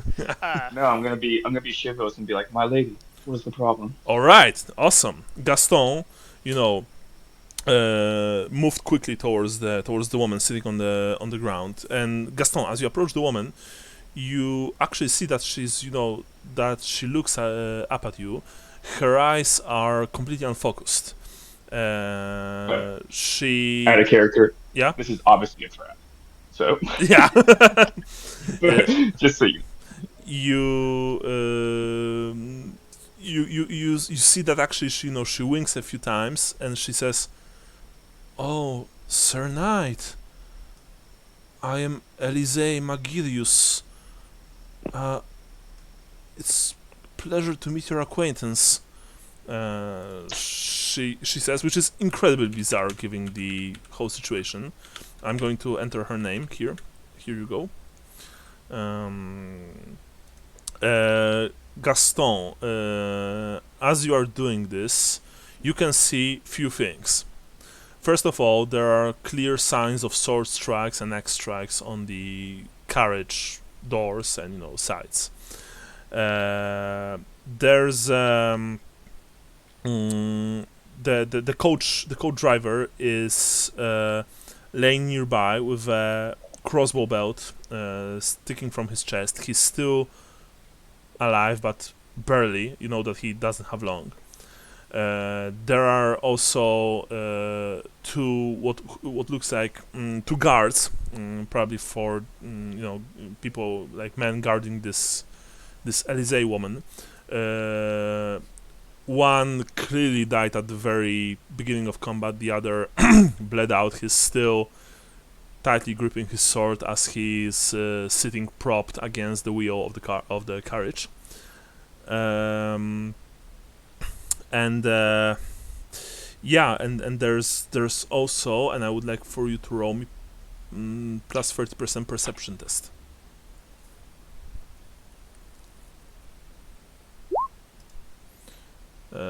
Plus 30 you've passed because you had what, basic 48, right?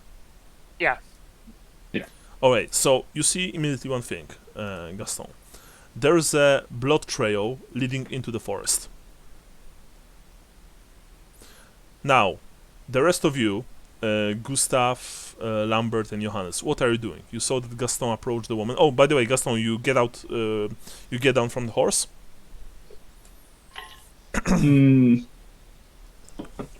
I would think I'm probably still staying on the horse for now. Okay, yeah, right. You're staying on the horse. Yeah. No worries, sure. Gustav, Johannes, and Lambert. In that case, what are you doing? You saw that Gaston. You see that Gaston approached the woman. Nothing happened yet. The woman is like, you can see that she starts to look around herself, and she seems like she's, snapping back into reality slowly. I would like to hear your declarations. Gustav, starting with you, what are you doing? If nobody took it from me, I would have kept my crossbow pistol. You sadly you had to left every single thing taken from Okay, the everything we took from the temple Yeah. we had to give back. Yeah. I thought they gave us all that stuff. They didn't give it to us? Somebody got something. Okay. Somebody was given something. I was I given was a gonna pistol. say, 'cause Yeah, Maybe that's what it was. the Inquisitor gave pistol to Lambert. The pistol. and that was it. Yeah, the pistol belonged to the to the asshole from the Golden Triangle. 2,500 gold Yeah. pistol. Everard Harstein, but that was that. But the rest so of I no longer have the crossbow. no, the rest of the gear you had to return. It was Okay, the that's property cool. of the temple. So anyway, Gustav, you don't have your crossbow pistol set. I'm watching uneasily for some signal from Gaston. You can I guess I'm sitting next to Johannes on the cart. you can see from here that at least a single man is still alive, but he's heavily wounded. Remember, you are not a few hundred meters from that. You're maybe a dozen meters from this. Okay, this so place. I'll go ahead and get off the cart and approach the wounded guy. All right, Johannes, what about you? What are you doing? I am slowing down the cart. I'm loosening my dagger in its scabbard, and I'm scanning the forest where the blood trail goes. Yeah, Griselda is, she's quiet. She feels uneasy. You can tell that. She's not panicking, but she smells the blood in the air. She smells death in the air. Lambert, what are you doing? Cooking, but I'm gonna at the side of this. I'm gonna draw my pistol and check it. All right, you draw your pistol. Check if if Should slingshot one of those hot coals. if the Well, gun... I mean, I've got a nice big halfling hot pot here. The gunpowder, of course, is all fine. You know, the bullet is in the barrel. Yeah, Stuff like that. I'm just staring down the barrel. Yeah. All right. No, the weapon is fine. Gustav, you approach the wounded man, and you see that he's the only one, like from the three guys, the three bodyguards. He's the only one left alive. Actually, he's not even a bodyguard. He's like a coach driver. Yeah, the coachman. Yeah. Yeah, the coachman. The woman is completely fine. There's not a scratch on her. Gustav, actually, and I need to roll this immediately. You know that unless you help him immediately, he will probably die. So, so please, if you want, of course, roll heal skill. I would have left my gear back at the cart. I'll yell for it if I need it. But I'm gonna take my Chilean vestment off and use that to stop bleeding. Okay, so in that case, well, first of all, you need to really remove the bolt from the man's chest cavity. I need my tools. So tell you what, roll me, if you want to use your shell investment, roll me minus 5% heal skill test. I think you've passed, right? Yeah, Yeah. pretty sure. Okay. You yelled for probably Johannes or Lambert to give you your gear. That said, you managed to, you took out or rather took off your shell investments. You carefully removed the bolt and just made actually a very professional combat, like field dressing, and probably saved this man's life because he's completely, of course, he's out of it, he's unconscious, but you know that you've stabilized him. Where was the wound?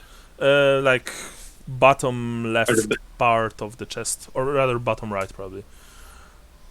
That might be a killing wound. Yeah, I mean it was almost certainly a killing wound. So yeah. Well, it might be. Yeah, we need to get out of here. We need to save who we can and go.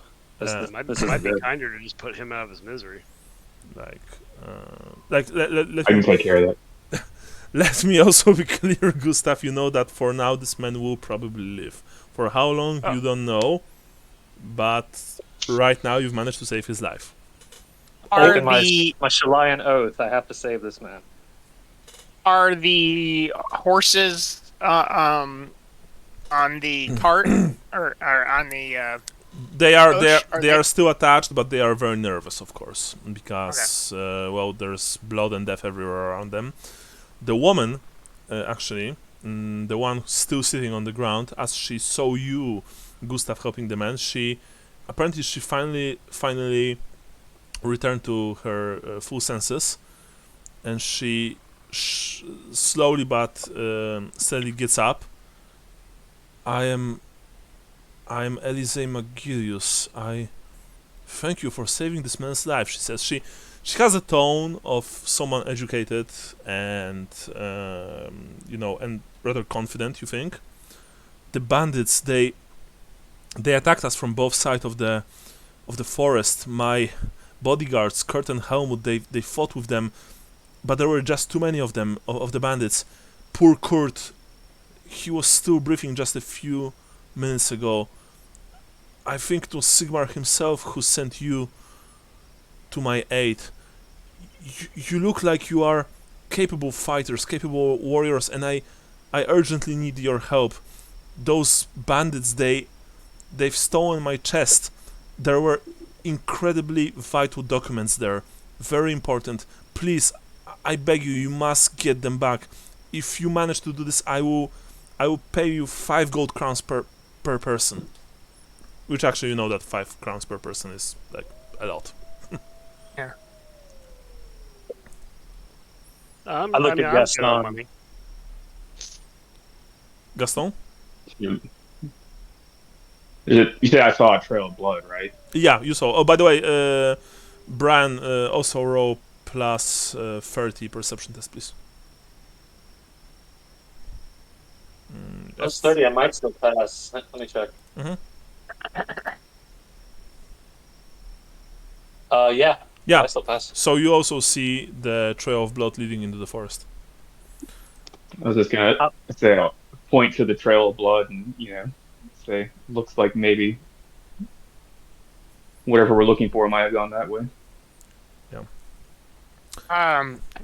Tell you what, guys. How about I stay here and secure the cart and coach together, and try to clear the road while you guys take a look. Lambert, what about you? You were saying something. Yeah. I mean, I'll trot up. Take a look at the scene real quick. Maybe since Lambert's the only one that's armed, he should come with me, and then the other two stay back. Let's have a repeat of last time. Hopefully this time I don't get shot in the fucking head. What are the odds? What are the odds you get shot in the head twice? All right, so Lambert and Gaston, I presume that you're going into the forest. Johannes, you're staying with the cart. Gustav, what about you? I'm gonna ask the girl, how many bandits were there? I don't remember. When they attacked, I can't even describe them because I was hiding in the cart.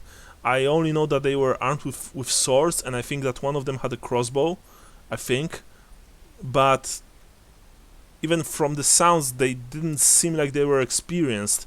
And I'm sure that few of them were wounded during the fight. One of them, I think, pretty badly. Are there any weapons around? Only the weapons of the bodyguards.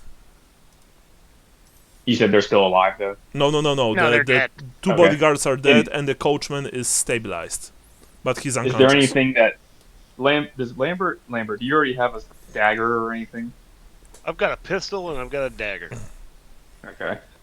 I have two daggers and a club, but I'm more interested in clearing the road and tying the cart and the coach together and whatnot. Can you guys not grab their swords, though? They're just sitting back. You can. You have some. Yeah, and you see that Elise is not, protesting if you want to grab her, her ex protector's weapons. Better than fist. Does Gustav use a sword? I thought that was against his religion. No. I have a quarterstaff. Not everyone at the same time. Andrew, finish. Sorry. I was gonna pick up one of the swords and shove it into his chest, so he can force him to take it. What into? Not like yeah, kill him, but you know what I'm saying, force him to take it. Okay, so so remember, you need to get down from the horse. So I presume you get down from the horse, you take the sword, and you shove it into Gustav's hands, right? Yes. All right, Gustav, that's what's happening. I don't take it, and I just look at Gaston in the eyes. I said, "Don't be a fool. Just hold on to this." I grip my quarterstaff tightly. I've killed a man with this before. I've killed before. I'll do it again. You see, Gaston, that Gustav doesn't really want to take a sword. It's probably a religious thing. I just throw it on the ground next to him. All right. And look at Lambert with a look of this fucking guy. I know, man. Just walk away. These two need to stay with the cart. I'm gonna pick it up and give it to the girl, though. She doesn't take it. That's not. I'm not getting. No, don't fucking do that. We don't even know this bitch. Yeah, no. If I saw that, I'm gonna slap it out of his hand. All right. Yeah, you see that. Gustav wants to give. I thought you went to college, man. What are you fucking stupid? Gustav wants to give the weapon to Elise, but Gaston, you quickly slap it from his hand. Lambert, by the way, do you say this? Yeah. The woman looks at you. I assure you, Halfling, I'm a member of the Magirius family. I'm not one of the bandits. and I hope that you don't imply that I am. And you can see that she is angry, not maybe furious, but certainly, If she was, we would be dodging arrows right now.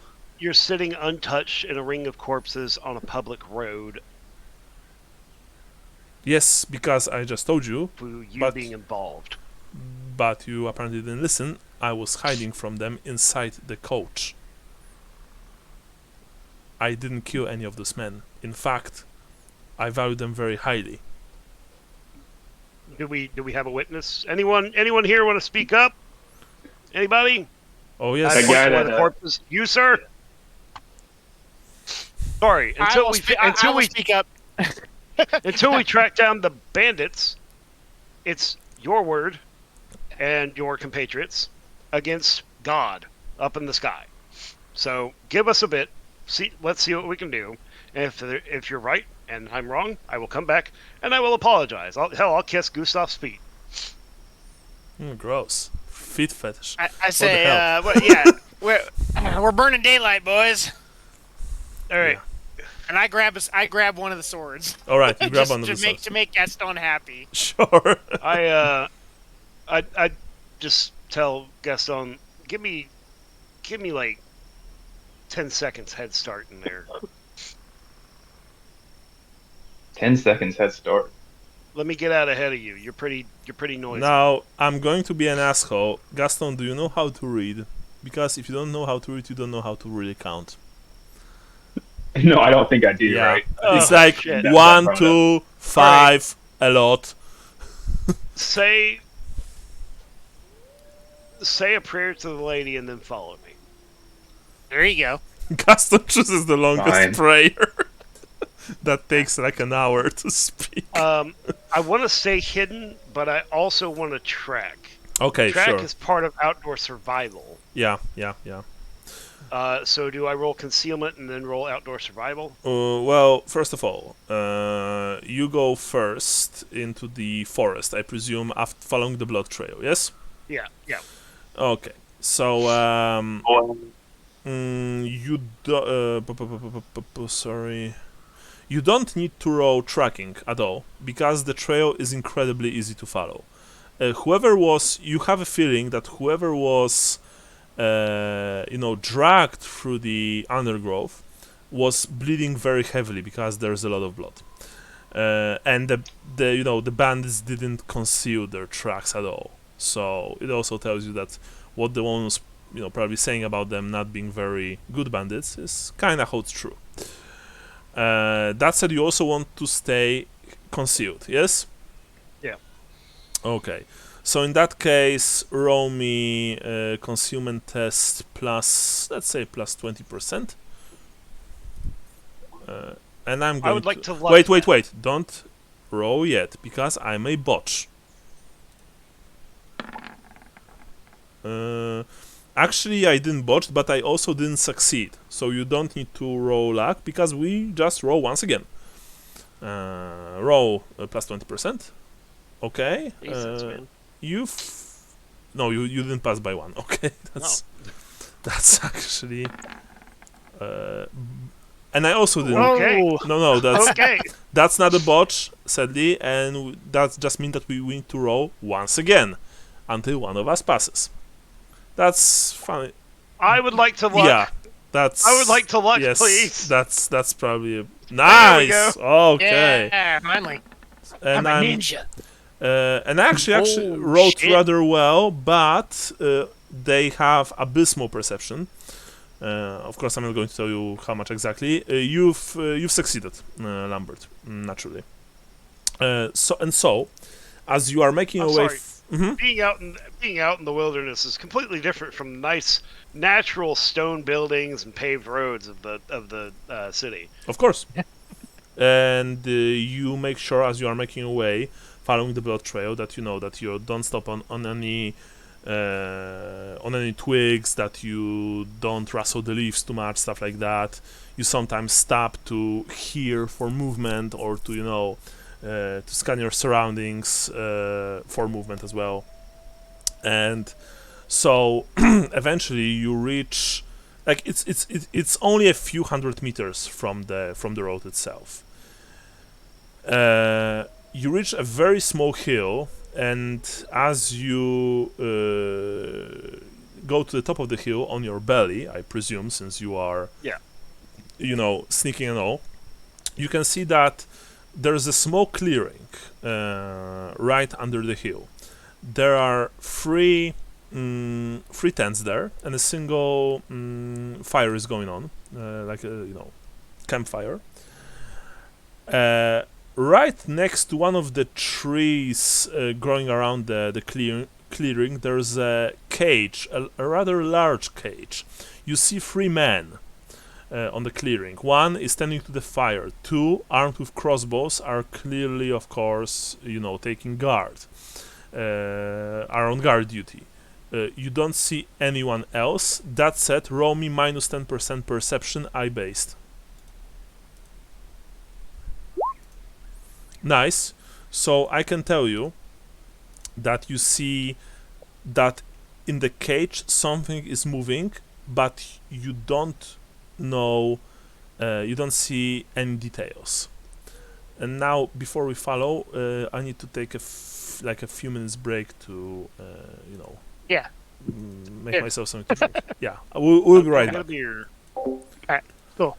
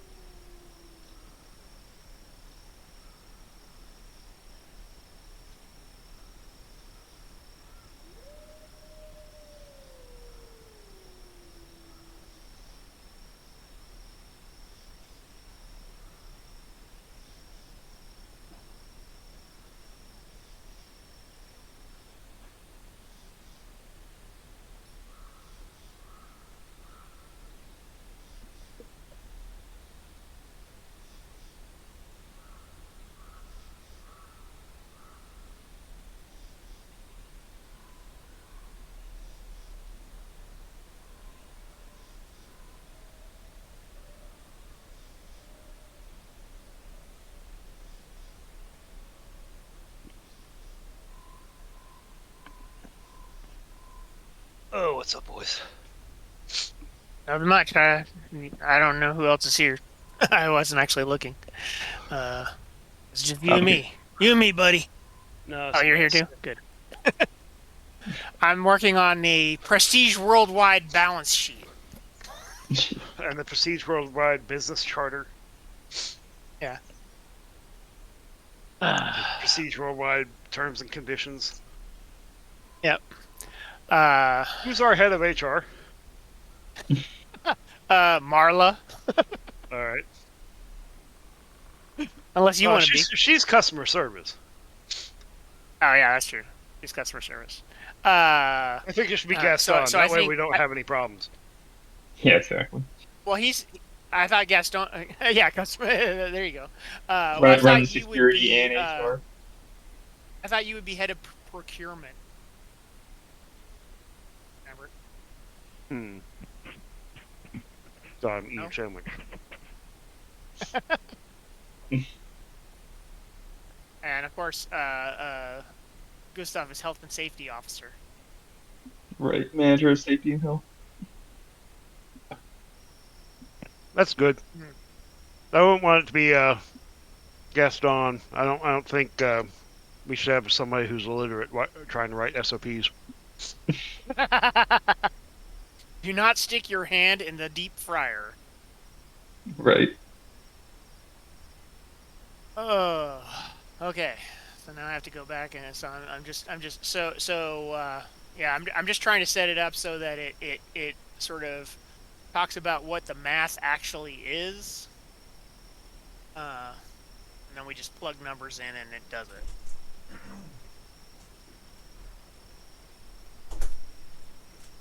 So I'm totally gonna shoot one of these guys. Oh, absolutely. I think it's so. I think it's Crossbow guys. I think the situation demands it. Yeah, I think there's something inside me that says there's some blood god out there would be really pleased. Uh-oh. We're already there, huh? No, hey, in Luther's defense, he didn't willingly turn. He just got turned into C3PO. Yes, that's true. It's true. It wasn't a choice. I was It born wasn't a this way. choice. I just had enough corruption forced upon me that I became C3PO. Mm-hmm.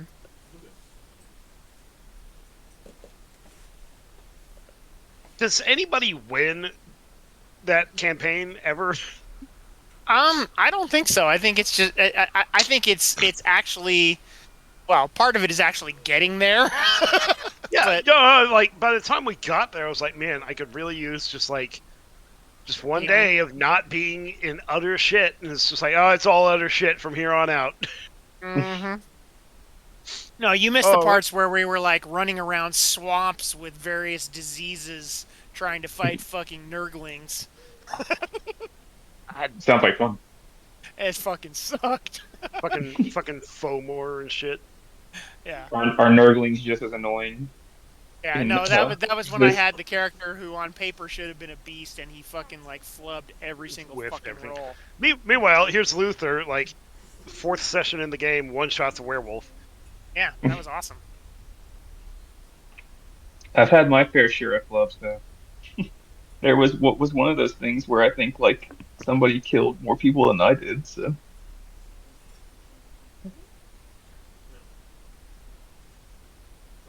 I struck a guy with lightning. Yeah, that was cool.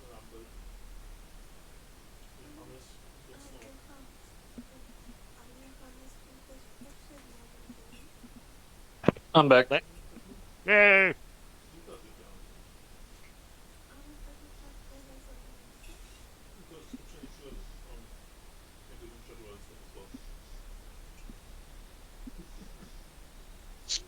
Man, God bless the guy who invented olive salad.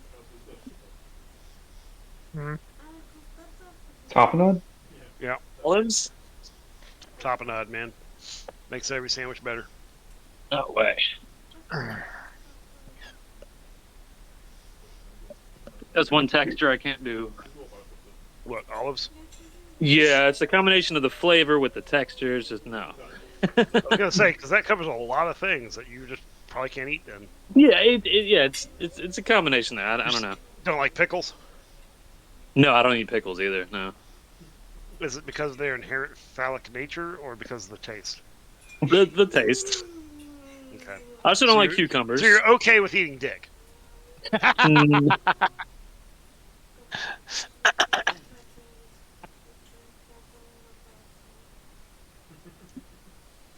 Oh man. I'm blasting through this fucking dirty down rust, man. I just used up an entire bottle in like 30 minutes. Yeah, I've Nice. got I bulk ordered. So like I've been on like a painting hiatus. I could not bring myself to paint for about 6 weeks, and I'm kind of forcing myself to do it again. And that whole 6 weeks, I was like, maybe if I get this, it'll make me feel better. So I've got a Yeah. stockpile of shit now. And I'm like, well, I do have a couple of 40k things to build, and I've got a lot of orcs left to paint. It's a good thing I've got so much AK interactive streaking grime and shit.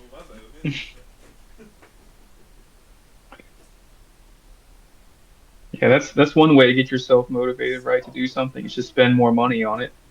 All the Things that shame you're on not it. going to use. Yeah, that's how it works for me. Oh, god damn it. That was annoying. What? Oh, I'm just trying to. God damn it! I'm trying to do a formula here, and I hit something that I didn't want to hit, and now it's all messed up.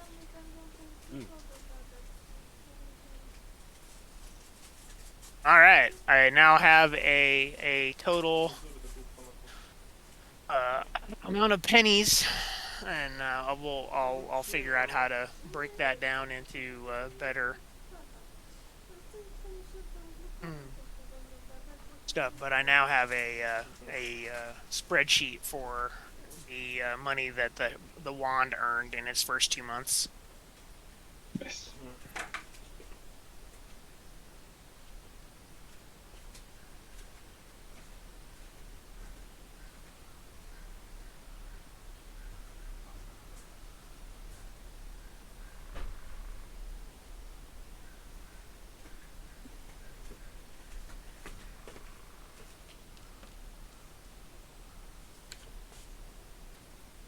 Are you guys still there? Or is just nobody talking? Nobody's talking right now. Okay. I mean, I assume we're all here. Yeah, when it gets It's that quiet. quiet, I'm like, oh god, my internet. Fuck. Yeah. Yeah. No. Oh, jeez. Ugh.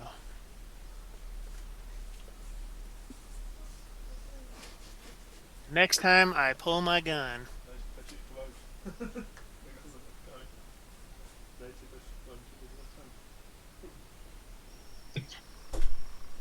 A bimbo with a gun. All right. Oh, you found the bad arm race picture.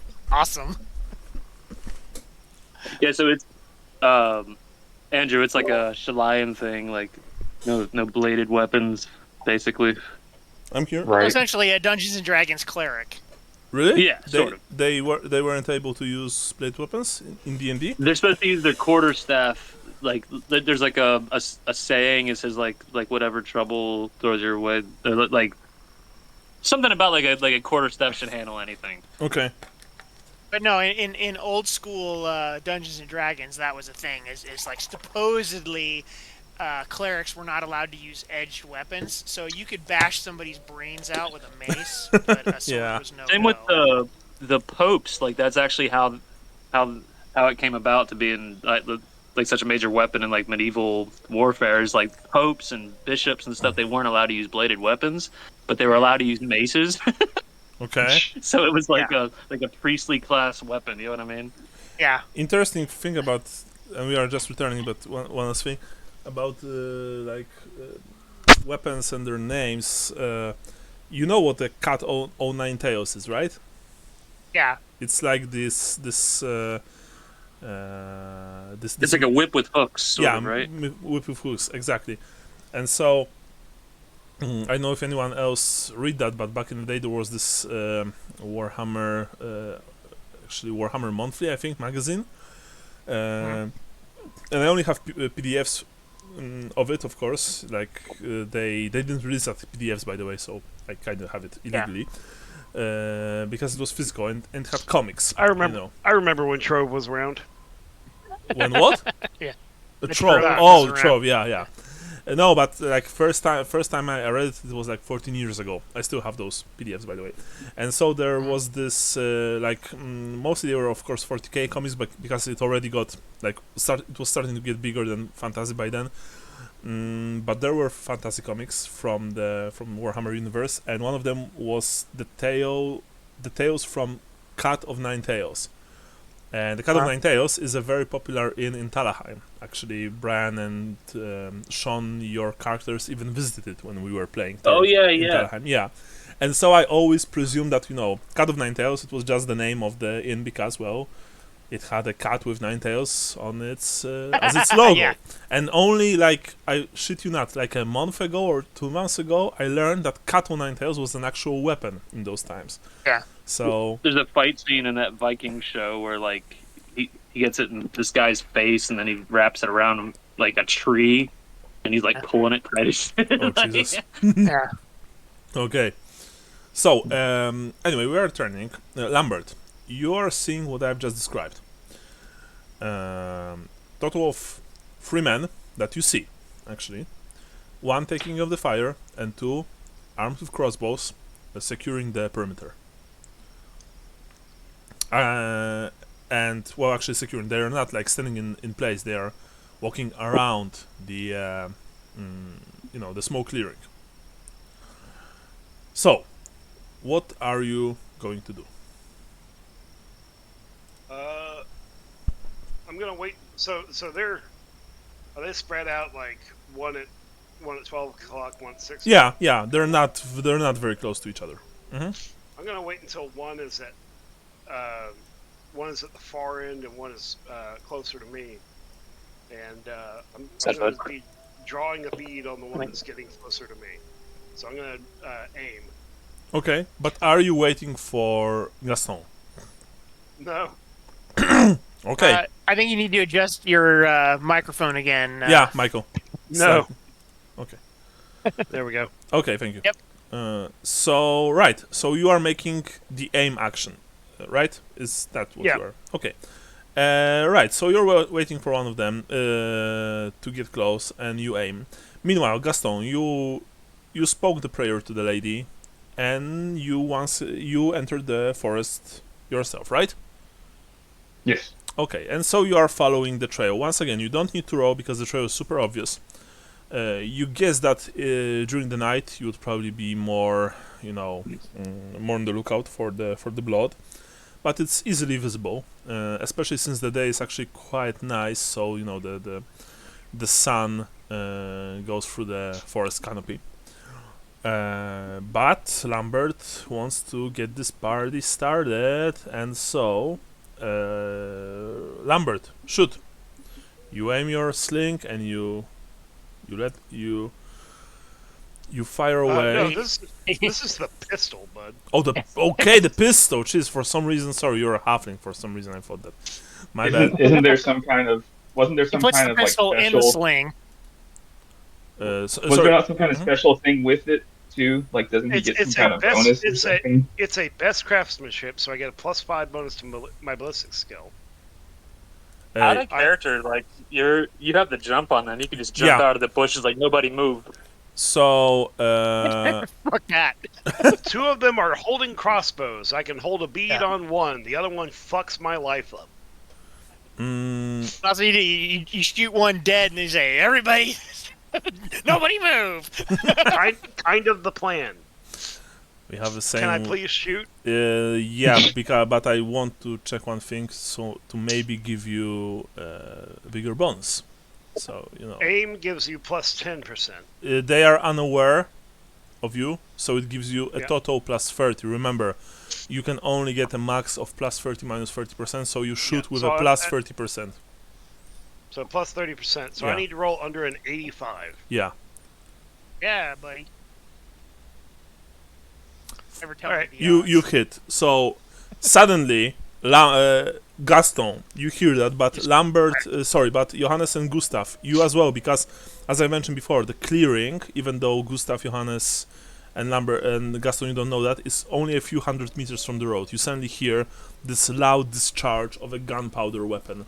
As Lambert, you open fire from the hill at one of the guards. You shoot him right in the arm. Roll 2d10 damage, and choose the higher number.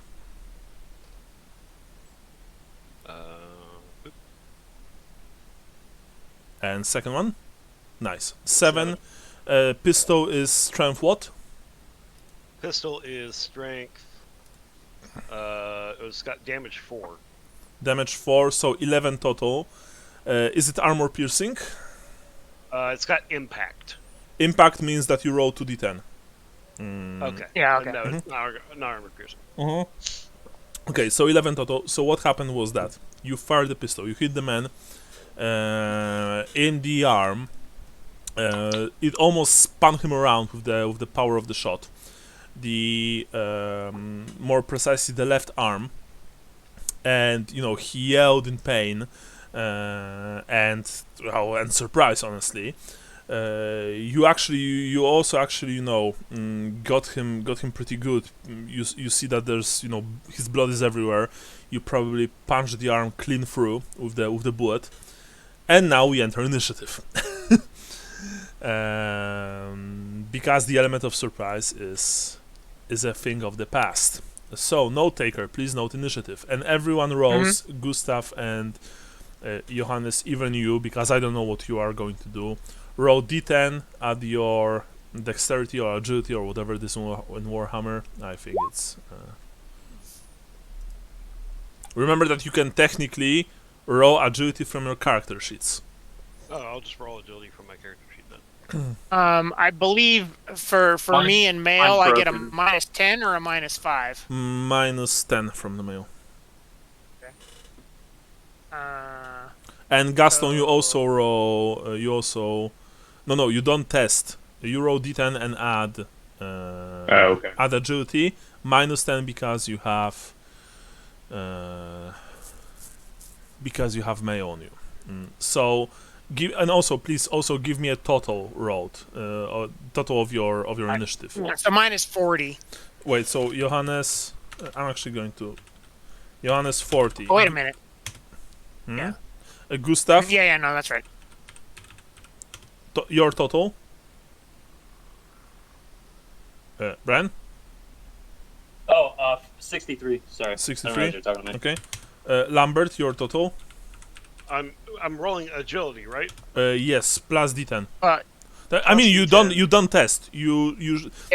There should be an roll option. D10 and add Okay. Yeah. So I roll a d10 and add my agility to it. Yeah. Okay. In that case, it's a 54. 54.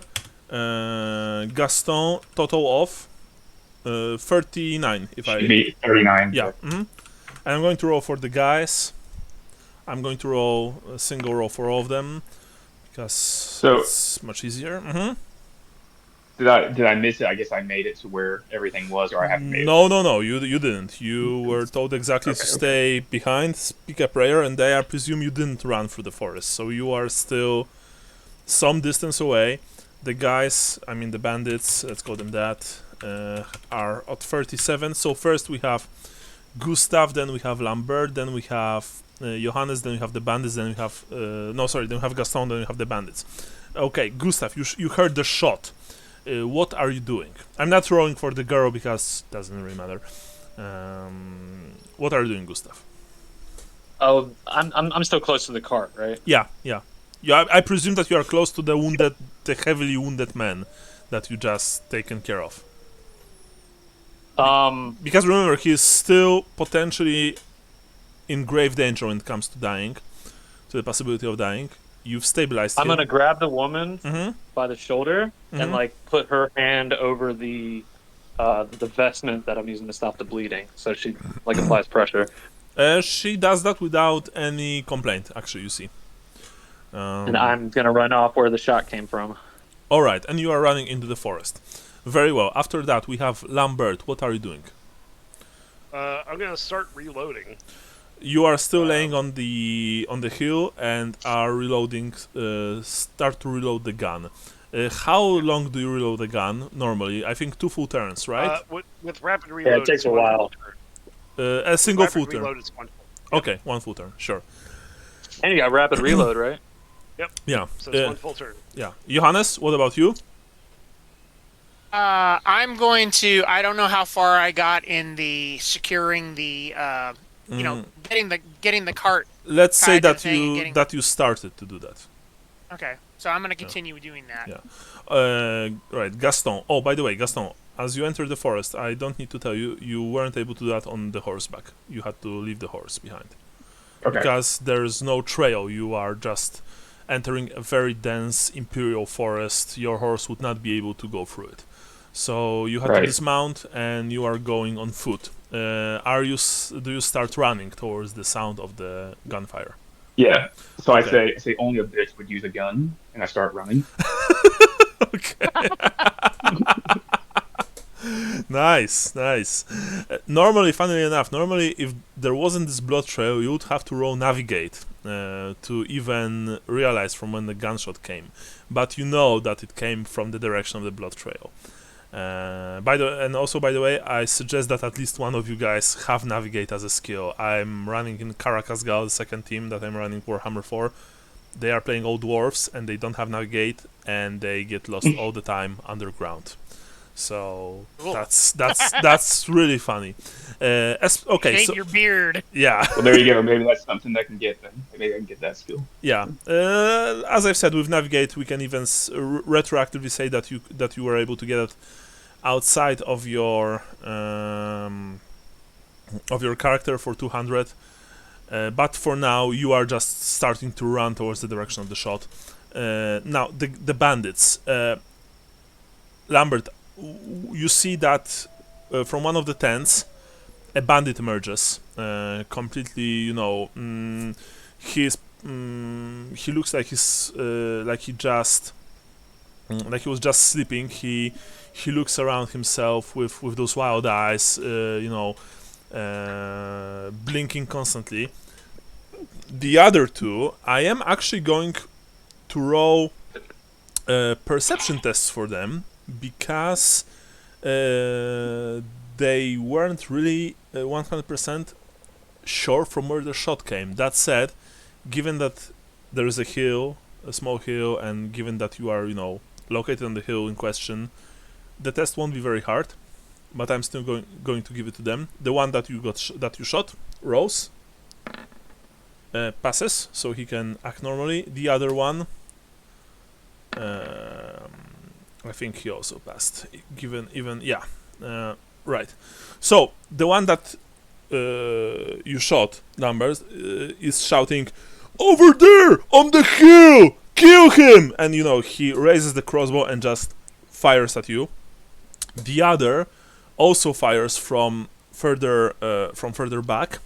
So I'm just going to roll their basic ballistic skill, which isn't high. I have to ask, in the case of the one that I did just shoot in the arm. Yeah. The crossbow is a two-handed weapon. Yeah. Is he kind of fucked from this? No, unfortunately not. If you would give him some kind of critical hit, then maybe. Reloading. Yeah. Critical hit, yes, but remember, in Warhammer case, unless you get into criticals, most of the hits are just... They're described more like scrapes, bruises, stuff like that.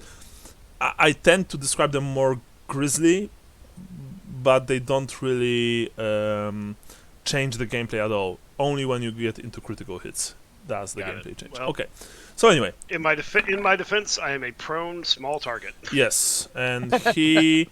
the bolt from the guy that you shot whizzed right above your head and just disappeared somewhere, in the forest behind you. I just got over this, guys. Yeah. The other one will shoot. They have very low ballistic skill. And the other one, the other one shot somewhere to the right of you. He wasn't even sure where you were. The guy that just emerged from the tent, I also need to roll perception test for him, and with minus because he okay, and you see that the third guy who just emerged from the tent is not really sure what's going on. He's still looking for the enemies. He maybe doesn't even know where you are. So, new round. Gustav, you are running. You are are you running full sprint into the forest? Same question to Gaston. Are you guys running full sprint? I'm listening as I'm moving fast. But if I pass some of the trail of blood of the guy that was presumably dragged, I want to stop and dip my finger and smell it. And okay. See if there's any bile or any yeah. So I now can get an idea. The main problem is with that. How much movement do you have, Gustav? You all have movement 4 standard, yes? I think so. Yeah. Okay. So Gaston also has movement 4 because he is human, but he has movement -1 because he has full plate. So now I'm going to tell you how this works. Movement when you are running, I believe, is movement times 10. I think. It looks like it's it looks like it's times 3. Times 3. Okay, when you are running, so it's like 12 in case of Gustav, times 3, 9 in case of Gaston. And I described. I guess since I'm stopping to smell the blood, I guess it's not a run. It's probably not how I should describe it. Yeah, I mean, sure, but what I want to say is that I've rather explicitly described the fact that this clearing is like a few hundred meters from the road. Okay. So if you traverse a 12, let's say 12 meters per turn, and I think it's actually, let me quickly see, few hundred, so let's say it's more like probably 300, 200 something than like half a mile, sure. But still, it will take you quite some time to reach this place, just so you know. 800 meters is half a mile. Yeah. Well, I mean, I'm using the the Polish version, so we have kilometers, stuff like that. Yeah. Well, that's what I'm saying. But I mean, 800 meters is roughly a half a mile. Okay. Jesus. Sure. How did Lambert get all the way over there? Well, he asked Gaston precisely to speak a prayer. So yeah. So that was that. It's only 2 laps on the track. Come on, guys. After that, we have Lambert. What are you doing? You know that at least 2 of them know where you are. Did I smell anything in the blood? Was it just normal? Oh, throw me perception test, or sorry, medicine actually. In that case, rather. Okay. Yeah, my thoughts are if the guy's gravely wounded, that might be something I could use to avoid a fight entirely. You know what I mean? Like, I could help him or something. Yeah. Okay. You smell normal blood, honestly. You don't. I mean, it doesn't smell bad. It doesn't smell bitter or something like that. The blood smells completely normal. You don't know if he suffers from anything else. Honestly, it would rather be hard to tell. You think? Yeah. So, by the way, Sean, where was the movement thingy? Where did you find it? Oh, well, I was just looking at my movement sheet, and actually, I have it, sorry. On my character sheet. Yeah, so I have a speed of 3, and it says I move 6, I charge 12, and I run 18. Yes, exactly that. And you have speed of 4, you move 8, you charge 16, you move 24. Okay. Right. So, after that, we have Lambert. What are you doing, Lambert? I described what happened just before. The other guy is across the clearing, right? Mm-hmm. Closer to the tents. Closer to the tents, to the guy who emerged from one of the tents. Yeah, it's probably too far for the pistol, so we're just gonna go ahead and put this other guy out of his fucking misery. Okay, but wait, you shot once. Yes, and rapid reload is full turn. Full turn. Yeah. Yeah, and that was the last. I thought. Oh, okay, I understand. Yeah. Sorry, of course. Yeah, sure. So, you want to aim and fire? I'm going to aim is a full action, is it not? No, aim is a half action, if I recall correctly. You All can. Right. Well, I can aim and fire in the same turn. I don't think so. Let me see. Aim plus standard attack. Yeah, aim plus standard attack 20%. Uh,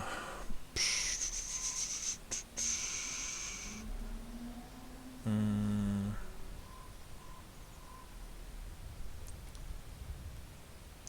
wait a second.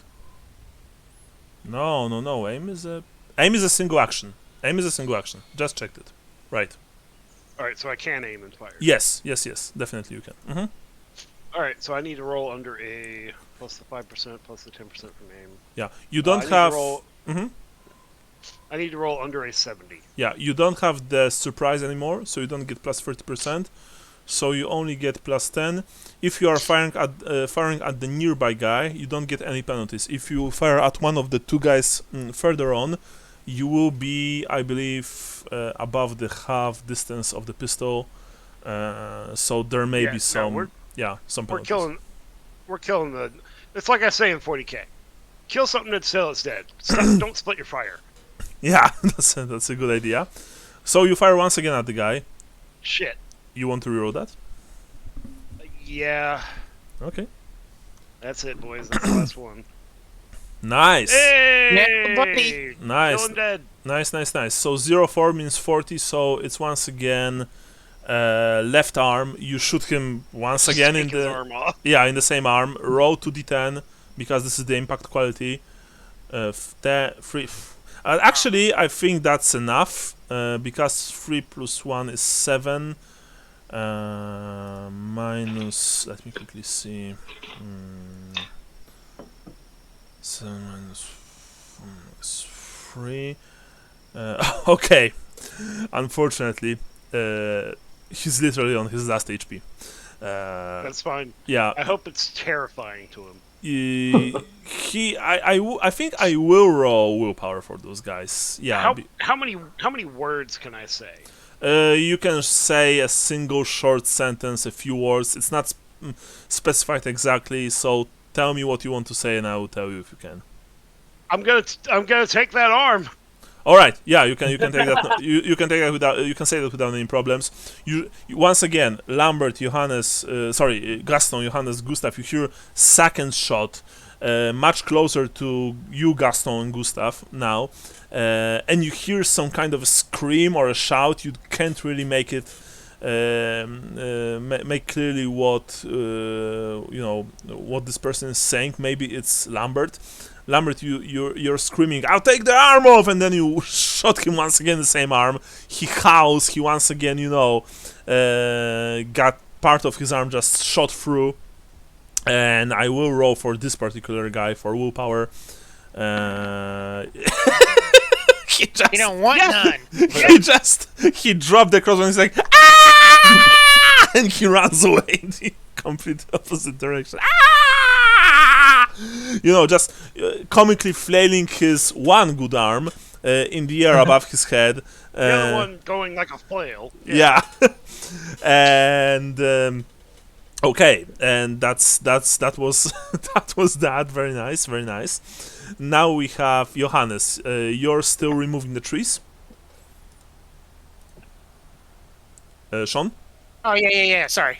No worries. I was like, Johannes, who's that? Yes. I am trying to. If I've secured the coaches together or the coach and the cart together, I will try to remove the trees from the road. Yes. All right. So that's what you are doing. Gaston, I presume that you are still running through the forest. Yes. Yeah. Can I yell? Yeah. Of course. Something? Of course. I'm gonna say, Lambert, save some for me, Jesus. Or sorry, the lady. Or lady.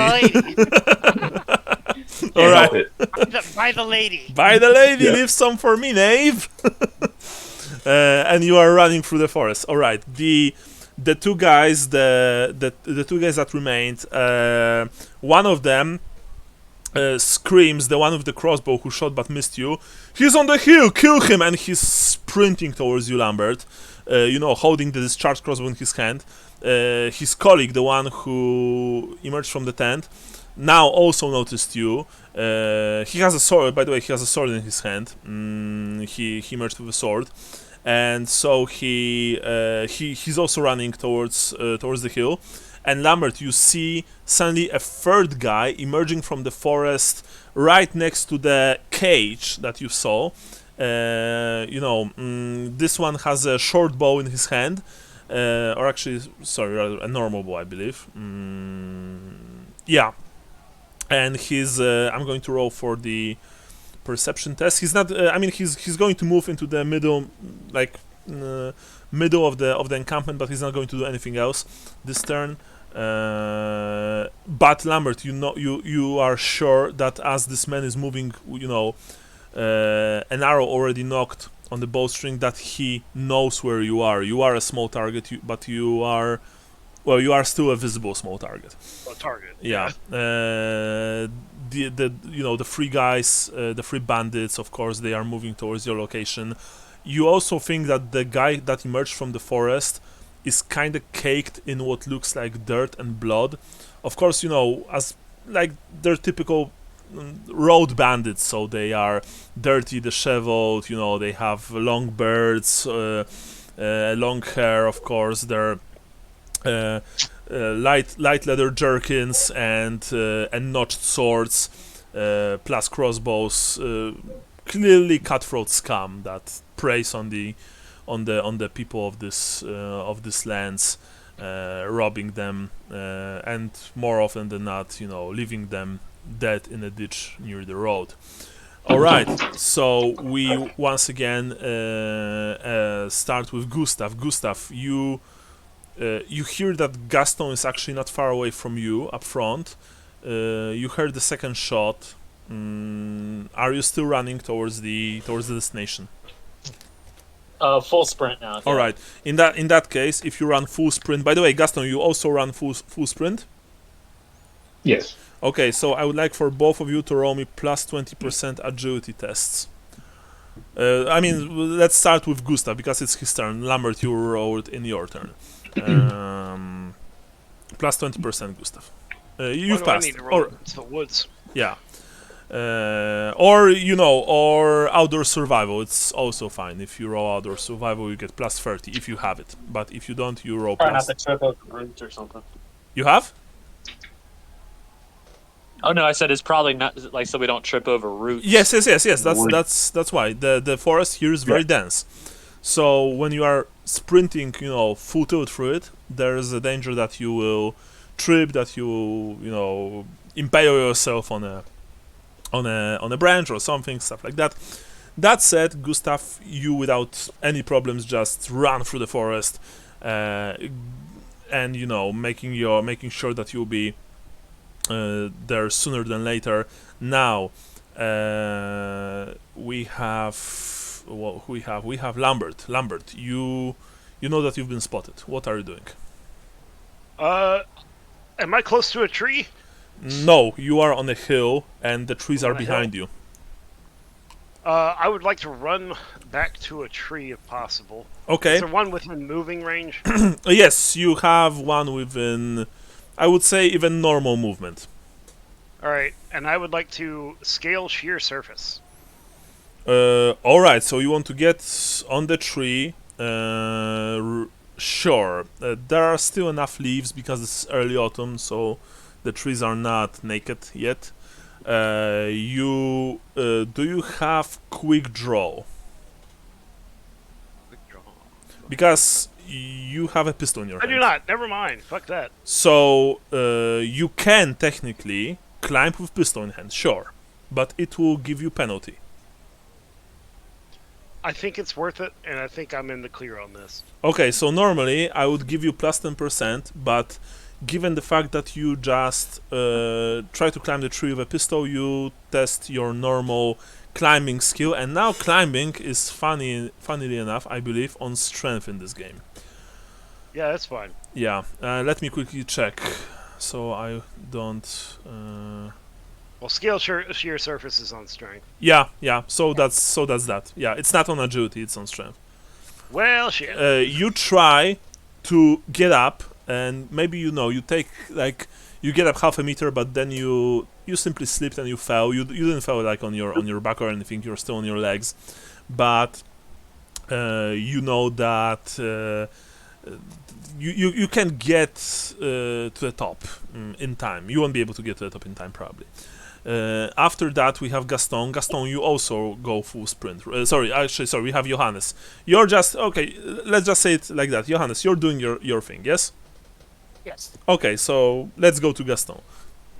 Gaston, if you go full sprint, please roll me plus 20% agility test.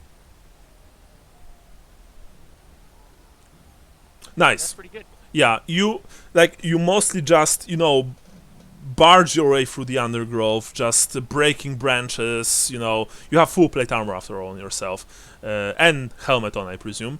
Right. Yeah, so shield in one hand, sword in the other. You're like a wild boar from Artois, making your way through the forest. Just leave some for me, Lambert, you bitch.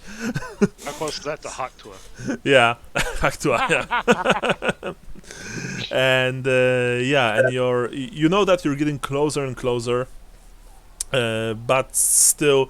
Actually, I would say that, Gaston, you are pretty near, actually, because the prayer in question would not be long enough so that you would start the moment Lambert started shooting. So you are probably just maybe, I would say, 2-3 turns from entering the clearing, actually approaching the hill.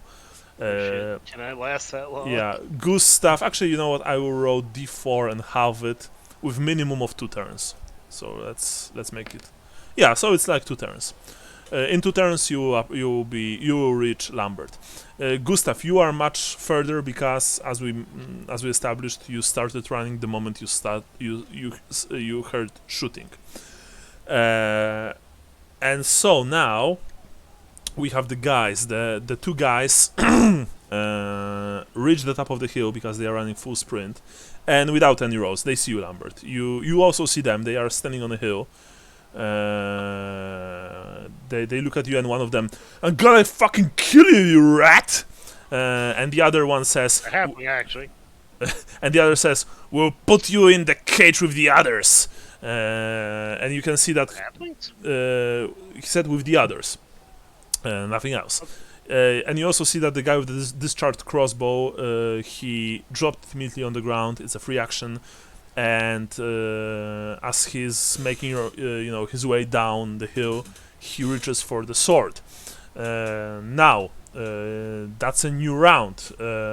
Gustav, you're still running full sprint, I presume. Yeah. Oh, by the way, yeah, Gaston, you will reach Lambert in 2 turns if you run full sprint. If you start walking or even do the march movement, it will take longer. So Gustav, please roll me plus 20%. Agility, once again. Okay, 1 second. No worries, no worries.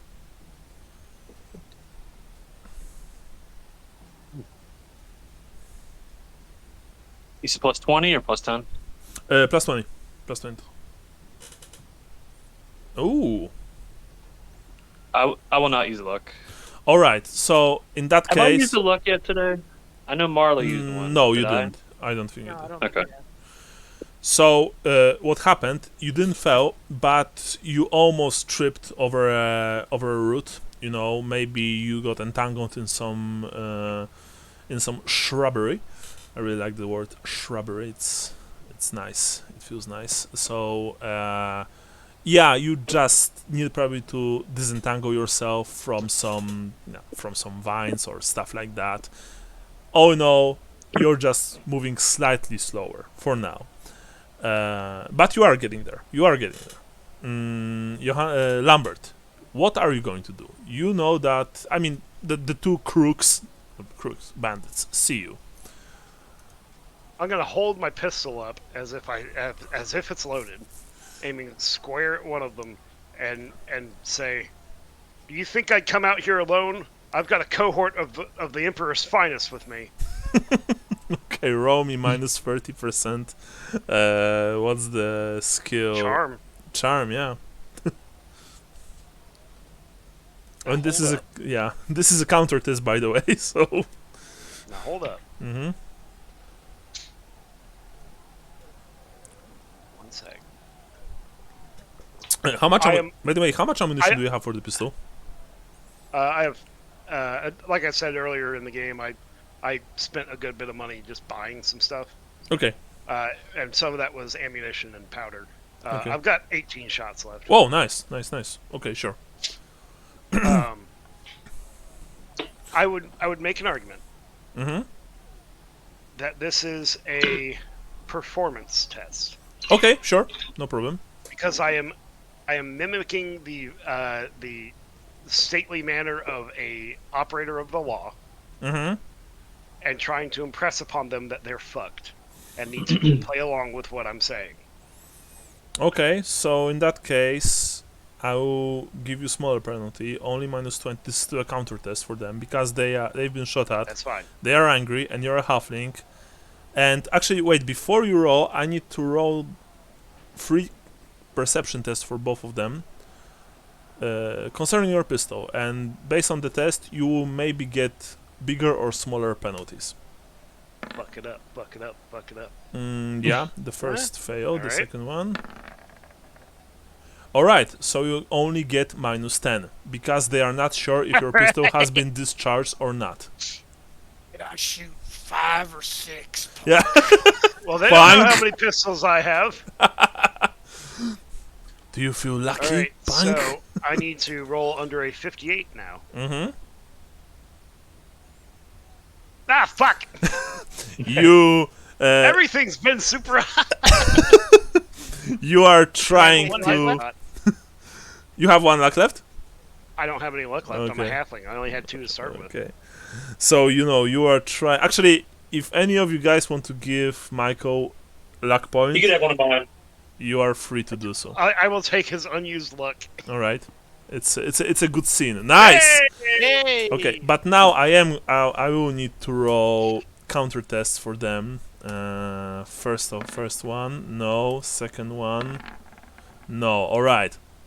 So you aim your pistol at 2 guys, moving it from one to the other, and you are saying your line, and you can see that on their faces. And actually, I think we can exit the initiative right now because Gaston, even with your sprinting, you won't be able to get there in time before they run away. They look very uneasily at you, Lambert. They also you can also tell that they are giving nervous glances, all around them, especially towards the forest edge behind you, as if to expecting that Reiksguard will burst from. Where they can probably hear the jingle jangle of Yeah, the tin can coming from the woods. they hear Gaston approaching. They probably think that it's not just one heavily armed and armored assailant, but maybe a couple. And so they look at each other, and without words, they just turn around on their heels and run towards the direction that they came, shouting, "Get out of here! Get out of here! The law's coming! The law's coming!" The one who dropped the crossbow, the only thing that he did, he would just, as he was running, he bent down, grabbed the crossbow under his left arm, and you can hear them just running far away. Lambert, you probably let out a long sigh of relief. Yeah. Because you saw that both of them were in rather murderous moods before you did your little stunt. Okay, yeah, by the way, I can turn this music off. Okay, nice. And so, eventually, Lambert, you don't know how long you stayed like that. Maybe it was like a minute, maybe less. It had to be less because behind you hear, hard panting and the clash of armor of Sir Gaston Larue. Gaston, you emerge right next to the halfling. I presume, Lambert, that you also take this time to reload your weapon. Yeah. Who just finishes reloading the gun that he has. Lambert and Gaston, you also hear someone else moving his way through the undergrowth behind you, but he's still some distance away. Gustav, you are running as fast as you can, and Johannes, meanwhile, you know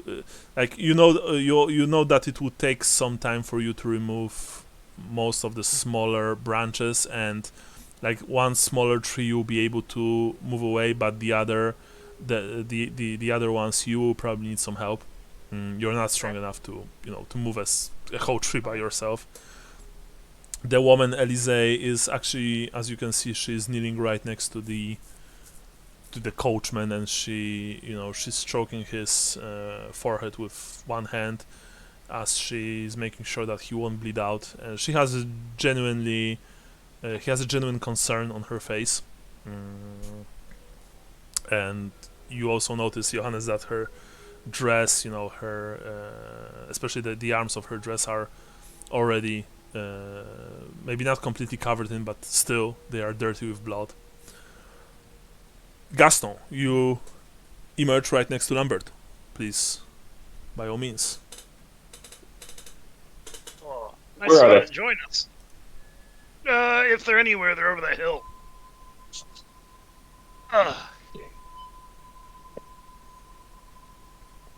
All right, Gaston, what are you doing? Oh, I just said, damn it. All right, I'm just disappointed that I missed everything. I'm going up over the hill and taking a peek. Okay. Gustav, as you emerge from between the trees, you see Gaston. Gaston, you follow Lambert? Yeah. All right. So, Gustav, you see the backs of Gaston and Lambert. They are practically on the top of a this is a very short, very small hill.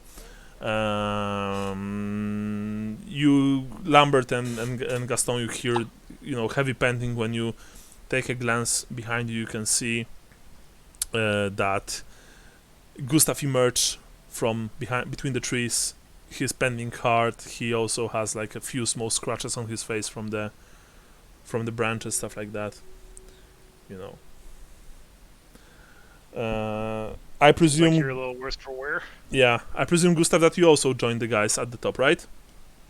Yeah. Before I caught up with them, I'm gonna tuck my right arm back into my side. Mm-hmm. Like I'm in pain. All right. When the three of you eventually, all three of you, reach the top of this very, very, very short hill, you see the three tents. You see the fire now unattended by anyone. You see the cage at the far end of the tree line. And you can even see some blood splashes on the grass where Lambert shot twice the fag with the crossbow. The first fag with the crossbow. There are no bandits left. Not a single one of them. Where are you guys going right now? Well, You said there's a cage? Yeah. Yeah, is that there? A large cage, and when you look at it, you think that something or someone is there, but it's too far to. Yeah, no, they said there was people in there. Mm-hmm. I'm gonna check that out. Yeah. That first thug I had shot at, did he drop his crossbow No. when he ran? Oh, he still had it? Actually, no, sorry. I said that he dropped it. Yeah, the crossbow lies on the ground. Mm-hmm. But I thought you said that the other guy picked it up. He picked his own. He picked his own because the other guy traversed the hill. He dropped the crossbow and he wanted to kill Lambert with a sword. All right, so Lambert, you approach. You take the crossbow.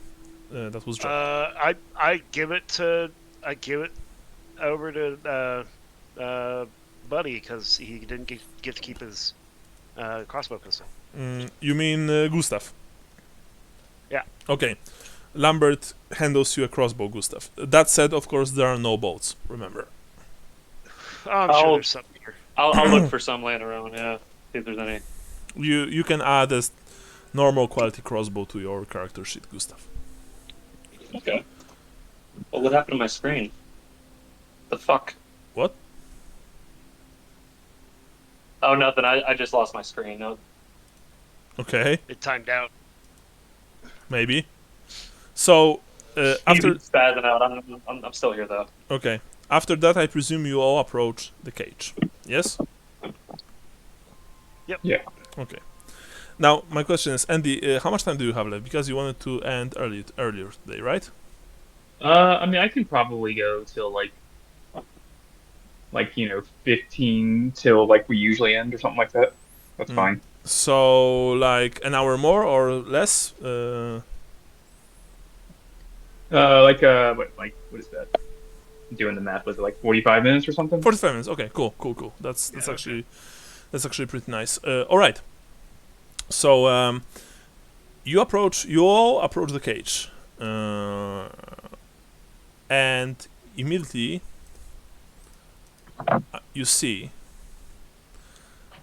that. Oh, sorry. Before you approach the cage, do you check the encampment? Yeah, I would. Okay. Do you? And do you only check the encampment like without rolling for search, or do you want to roll search as well? I'll search it. I mean, yeah. Okay. I'm not as concerned as Lambert and Gaston about the guys that got away. I'm gonna see if there's people here, see if there's anything of value. Lambert and Gaston, do you search the encampment? Yeah, sure. Okay. Gaston? So have we made it to the cage yet? Or not? No. Because the encampment is before the cage. Do you want to search the encampment first, or do you want to go straight for the cage? Well, I was gonna go straight for the cage. Okay, so you're going straight for the cage. All right. So I will tell you what you found in a second, but first, Lambert and Gustav, you are searching through the camp, of course, very quickly, and I will tell you what you found. There are some rations for a week's total of rations for a single man. You've also found a total of, let me quickly see, 6 pennies. Oh boy. I'll take it. I rolled 2d20, just so we are clear. Yeah. That said, in one of the tents you found a large, very nice-looking chest. The chest, you can open it normally, and if you do, you find that inside there is a large money bag, a jewelry, and there's a leather satchel with some documents. You guess that this is probably the chest of Elisee Magirius. Now, Gustav, roll me basic search test. Okay. And of course, that this is going on. Gaston will approach the cage and actually be able to do I will something. use a luck here. Okay. I have 1 luck after this then. Okay. Am I- No, you haven't Why found searching? anything. Sadly. It's one of those days. No. Sorry, Michael. What was that? Do I need to roll my search? If you want. However, I would like for you to maybe do something with the mic because I can barely hear you. Do I need to roll my search? As I said, you found all the things that I mentioned without searching. But do you want to roll extra search? It's up to you. Yeah. I mean, it's aside from the chest, Mm-hmm. there's pretty slim pickings out there, and these guys had not unreachable weapons, but weapons that are something that a regular bandit crew doesn't usually come across. I would have expected like short bows and swords, sure, but One of crossbows them. are like 3 gold coins, man. One of them had a bow. You saw that, but he Yeah. didn't have a chance to use it. All right. So roll me a search. Damn. Sadly, you don't find anything. Meanwhile, Gaston, you approach the cage. In the cage, you see a rather peculiar surprise, because there are 2 disheveled halflings inside. Both of them smile from ear to ear, looking at you. And one of them says, "Oh, run out slack be upon us!" Says the taller halfling to his compatriot. Welcome, friends. I am. Wait a second. Shit, what's the word? Now, I have this in Polish, and they've translated the halflings, their clans. They did a very good job, but I won't be able to translate them well to English, sadly. Try your best. No. It's not Roomster, of course, because if it would be Roomster, then it would be very, very easy. I think it may be Hayfoot or Torncobble. Brandy Snap. Oh, I think that's Open it. penis.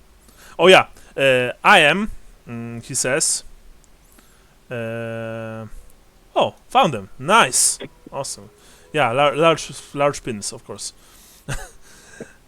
I am Matchwick Green Thistle. He says. Much weak. Matchwick Green Thistle. Oh, match. I'm going to enter this here. Who is it? Matchwick Green Thistle. And this is my cousin. Second.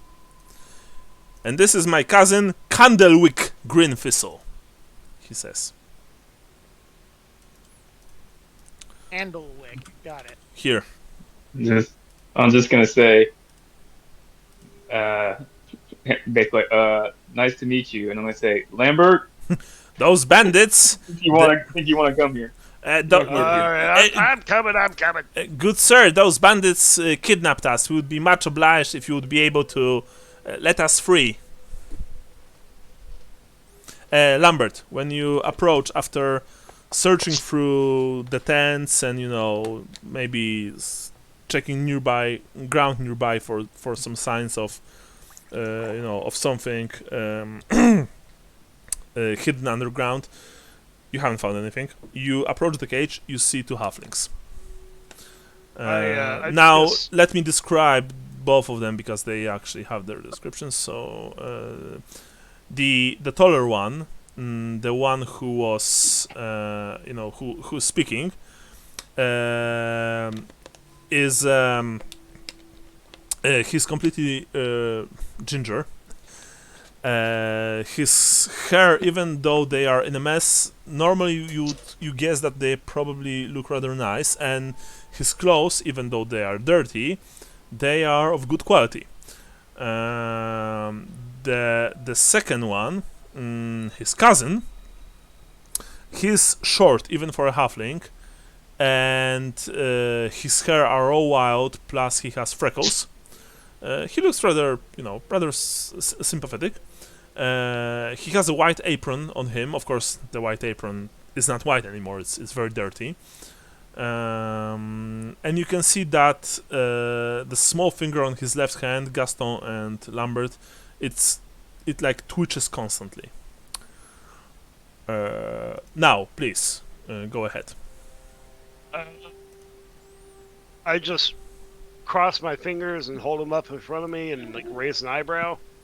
You mean you are doing the run out sign, yes? The sign of Ranald, yeah. They look at you, look at each other, and they are like, "Cousin, will you help us get out?" What are your clan names? Well, we just stole this brave Sir Knife. I'm Matchwick But Green Thistle, and this is Candlewick Green Thistle. Matchwick says, I am the elder of the Green Thistle clan.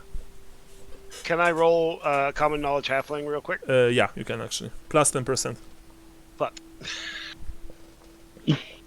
I don't know if I've heard of those. No, you haven't. Oh, damn. So? Yeah, I'll let you out of there. Oh, thank you, he says. That's mighty nice of you. Where did they pick you up? Well, first, maybe let us out, and then we'll tell you everything, hey? Says Matchwickle. I mean, I'm pretty quick. Do you have something to eat? We are very hungry. We missed 2 whole meals. As you know, it's practically like starvation for us.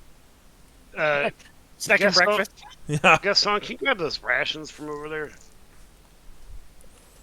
Why don't you go grab them? Because I'm gonna unlock the door. I'll get them. God damn it. Yeah. That was fucking awesome. I'm gonna address I'm gonna address one of them. I'm gonna say, hey, Yes? why is your finger twitching? Do you need a drink or something? No, says the younger one, you think, the candlestick. It's a nervous thing, Sir Knight. I'm just built like that. I'm nervous, I guess. Why are you nervous? Well, they look at each other because we're kidnapped. Yeah, Why were you kidnapped? No, I'm done here. We're gonna go ahead and open this lockup. Well, we would love to tell you that, but please give us something to eat. We are practically starving, says the older one, Matchwickle.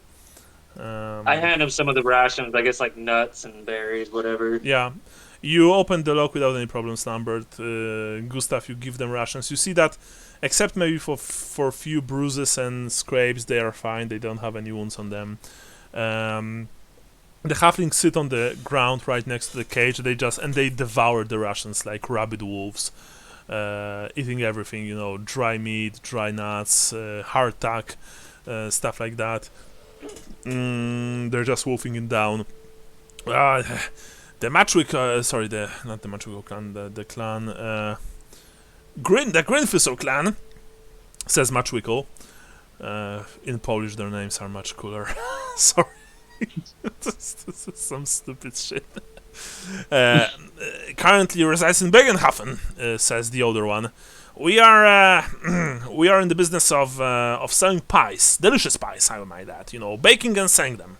Yes, and most of our clientele are the large masses of equally large people, humans. You see, unfortunately. Apparently, even bakers can get into trouble and make few enemies. In that case, the competition, of course, jealous competition. Because let me tell you, my friends, says Matchwickle, someone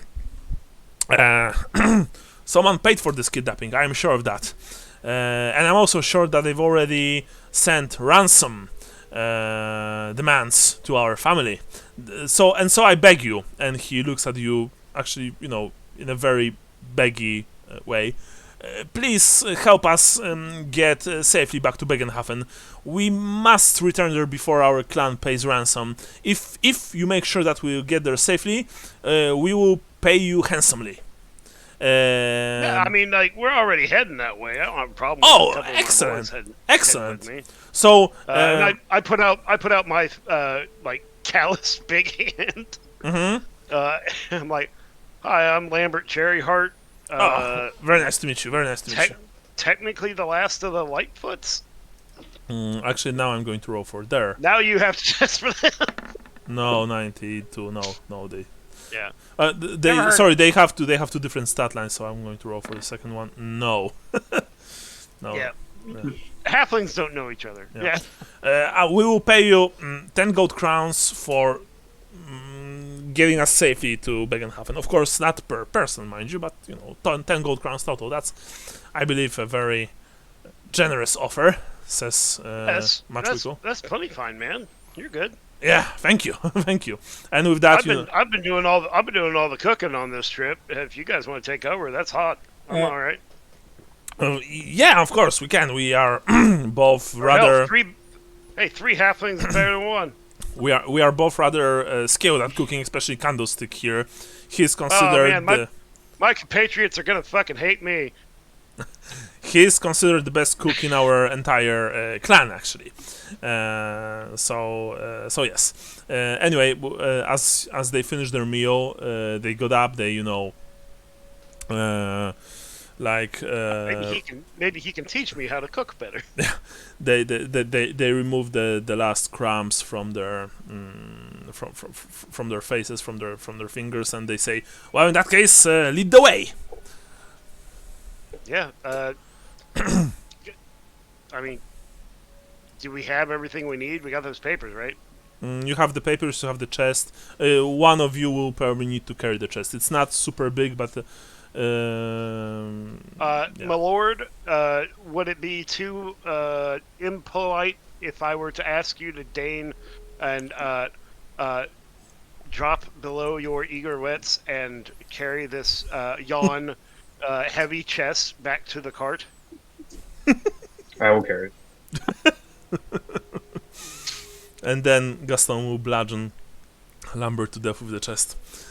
All right, Gaston, you grab the chest. I just want to get him to the point Yeah. where Gaston is I'm the only one that Gaston is comfortable with having him be talked to like that. All right. In that case, Gaston, you grab the chest. The rest of you, Gustav and Lambert, you lead the way. Both of the Grinfiso halflings, they follow you. Johannes, you wait for like a good 10-15 minutes more. You already did what you could with the trees, with the branches, so you now just wait your comrades' return.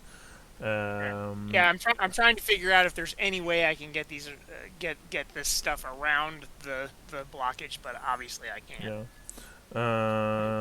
Sorry. By the way, guys, Gaston, Gustav, and Lambert. There were, of course, in the camp. There were also things that the bandits clearly took from the coach. I forgot to tell you about this. So there are like maybe a few cases. Some stuff like that. Things belonging to this Elysee woman. I don't know if you are taking this with you. If you, I would, yeah. Yeah. Okay, so you take everything with you, sure. So each of you, including the freed captives, each of you carries something. And so Johannes, after about 15 minutes, you hear a few sets of a few people making their way through the undergrowth, and more than 3, you think. So you probably maybe even get a little nervous. You're not sure. But eventually you see your comrades emerging from between the trees, and you also see 2 dirty halflings, both of them red, with ginger haired, stuff like that. One has freckles. Every single one of that party carries something in their hand. Elysee gets up very quickly as she sees Gaston carrying the chest, and she says, "My chest! You got it back! Thank you so much!" My apologies, madam. I was completely wrong. But for that fact, I did scare the shit out of the people that attacked you, and I shot one of them twice. Oh, she says, "You don't have to be sorry for anything, Master Halfling. It was only fair." And she smiles, a genuine smile. By the way, you can all see the party that emerged, that she took all this time trying to make sure that the coachman, he won't bleed to death. I'm so very grateful for your safe return and for the fact that you brought back my things. Thank you. You can say that she is very actually composed. She's attractive enough, actually, with long brown hair tied behind her head. Her hands, even though now they are mostly bloody. Johannes, you saw that. Actually, you were the only one who saw that earlier. They were covered in ink. It's clear that she writes a lot. And she is, of course, dressed rather nicely. Maybe not super expensive, but definitely well dressed. She also has a single dagger at her hip. Yeah. So you emerge onto the road. The halflings, of course, introduce themselves to you, Johannes, and to the Elysee woman. Yes. Good day. Oh, fine sirs. very good. Your comrades here, your friends, they saved our lives. We are eternally grateful. And just as I said to your friends, says the older halfling, we will pay you 10 gold crowns once you escort us back to Bögenhafen. And I will pay you right now, says Elysee, as she opens the chest and she produces the money that were there. She gives each of you 5 gold crowns. So each of you can add 5 gold crowns to your character sheet. Yay! Yeah. So, what?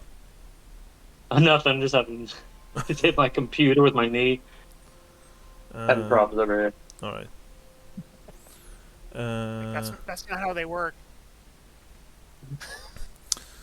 And so after that, she looks at you, Gustav, and she says, "Please tell me, Master Healer, is Rolf," and she points at the coachman, will survive the trip to Bögenhafen? I'm gonna look over the cart and see if we could rearrange things so we could. I mean, first Set of him all, up you in there. think that probably he will travel in the coach, not on the Yeah. cart. So Oh, okay, yeah. Yeah. I forgot we hitched them together. because you saw that that Johannes tied the car to the coach. I think so. I could try and work on some stitches while we're traveling if it's not too bumpy. Do you think that's Do my best wise? to drive it. Will you be able to perform such a surgery on the road? Asks Elise, and you can see that she's really worried about this man, about her employee. I think I can. If not, we'll just All right, stop the bleeding until we get to Bögenhafen. right. Please, can you get him inside anyway? And she, well, she's a woman, so she asks big strong man here to do something. I presume that you I'll need guys. some help. yeah. My arm is injured. Yeah, I'll help you. All right. So of course, Sergaston to the rescue. You by yourself, you carry the man inside, and you can see that Elise even takes her own blanket and covers the man carefully with it. And with that, of course, she also gets inside, and she offers the halflings to, including you, Lambert, to get inside with her. There is enough room in the coach for her and 3 of you to travel, because she assumes that Sir Gaston will ride on his warhorse, of course, and I'll ride with the wounded. I'm gonna ride on our cart. All right. I think it's better if we have somebody for quick response if we get waylaid again. All right. And I presume that And I assume Johannes, I'm driving the coach. Yeah. By the way, what happened to Griseldi? Because she's she's tied to yeah, the back of I- the cart, right? Or to the Yeah. coach. Mhm. Just she's not pulling anything anymore. All right. She died, so she didn't get away. Sure. I hope that she will last I'm gonna give longer than the last horse. You remember the last horse from Talaheim, guys? Lorenzo. Yeah, Lorenzo. Sorry, it was Lorenzo the mule. Technically, Lorenzo was a mule. Yeah, he was a mule. So, Gustav, you go inside the coach with the wounded. Can I give him a healing drop? It won't help, and he's unconscious. You Okay. guess that he would probably there's a danger that he would probably choke on it. Okay. Yeah. So you get inside. I guess I'll keep his head elevated, or Yeah. whatever you do. I'm not Yeah. an actual doctor, so. Gaston, you are riding right next to this, to this coach connected to the cart thingy on your warhorse. What's I got the a name for the warhorse. what's the name? What's the name? Lamau Noor. Can you type it in the chat? Lemau. It's Ligma. No, it basically means the black It the means black evil. the black evil. Yeah. Whoa. I think that Gaston is And I going to. chose Yeah. Lemau Noir. I chose Oh, yeah. Mal because Malinowski, and Mal means bad, evil, so whatever. Okay. There you go. I think Gaston really wants to become a Black Grail knight, or maybe a Blood Knight of some sorts. Okay, Le Mal Noir, nice. Yeah, so you are riding on Le Mal Noir right next to the coach and the cart. Lambert, you're sitting on the cart. Johannes, you are driving, and Gustav, you're inside with Elise and 2 halflings and Rolf, the coachman, who is unconscious but still breathing. So, as you are riding towards Bögenhafen, Gustav, the halflings, of course, they are talking all the time, and Elise is engaged in conversation with them. You can tell, Gustav, that she's kind of suspicious towards them, not overly, but still. But you can also say that she respects them. She says that she heard about their family and that they are, of course, good businessmen.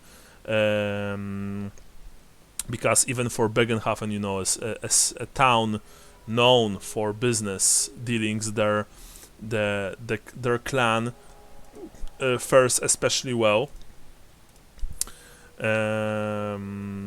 Oh, and by the way, of course, she's just a racist. Sorry, what? Oh, what you're saying is she's just a racist. Yeah, probably. I mean, who is in this world, right? After Warhammer, everybody's a racist. Everybody's a racist. Yeah. So, they are swapping stories, and the girl tells Ovi about the attack. Halflings, they are speaking about a conflict with the city council. Apparently,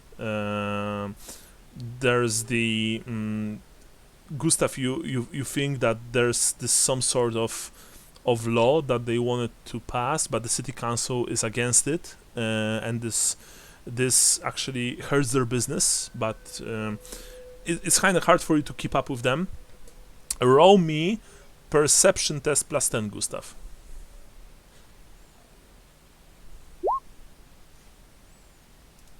It should pass. Yeah. Okay, so what you see is that the older halfling, the one named Matchwiki Greenfistle. Never again. Matchwiki Greenfistle is a very skilled orator, and he's trying to and succeeding in getting the sympathy of the girl, slightly playing on her emotions, because she was just witness to the death of her two bodyguards and almost mortal wounding of her coachman. Tell me, Gustav, do you want to use this time when you travel to learn something about Bögenhafen? Yeah, I do. Okay.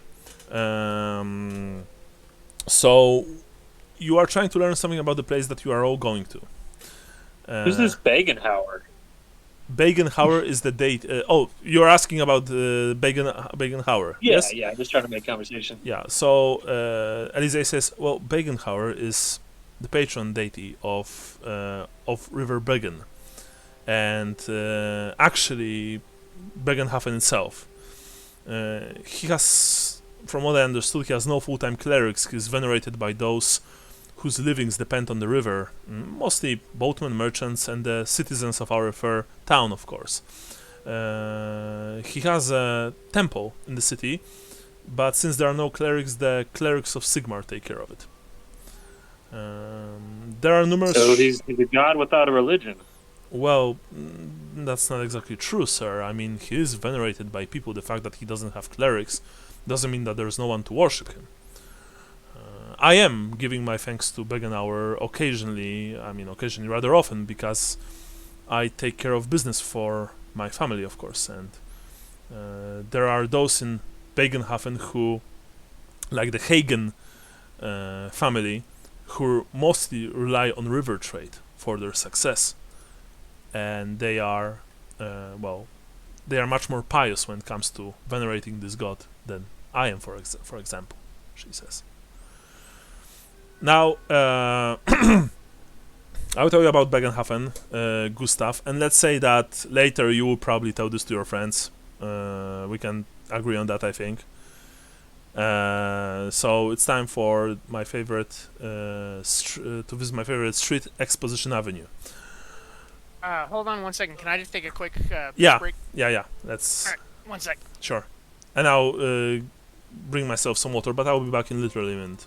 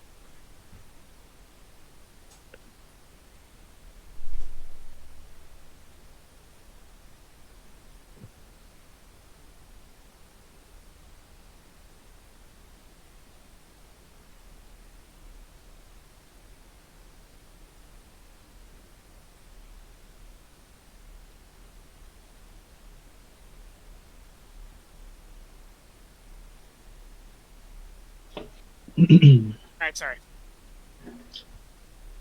I think he's still gone. He'll be back soon. I hope. Should be.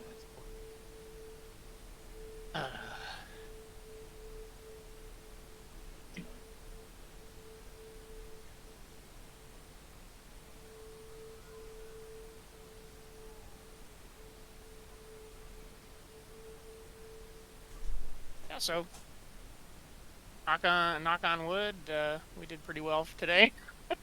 Yeah. Hopefully, I'm assuming that we're wrapping up here for the day. Yeah, I think so.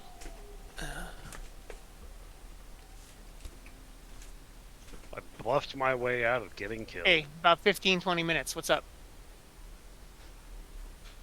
Yeah, that was pretty slick.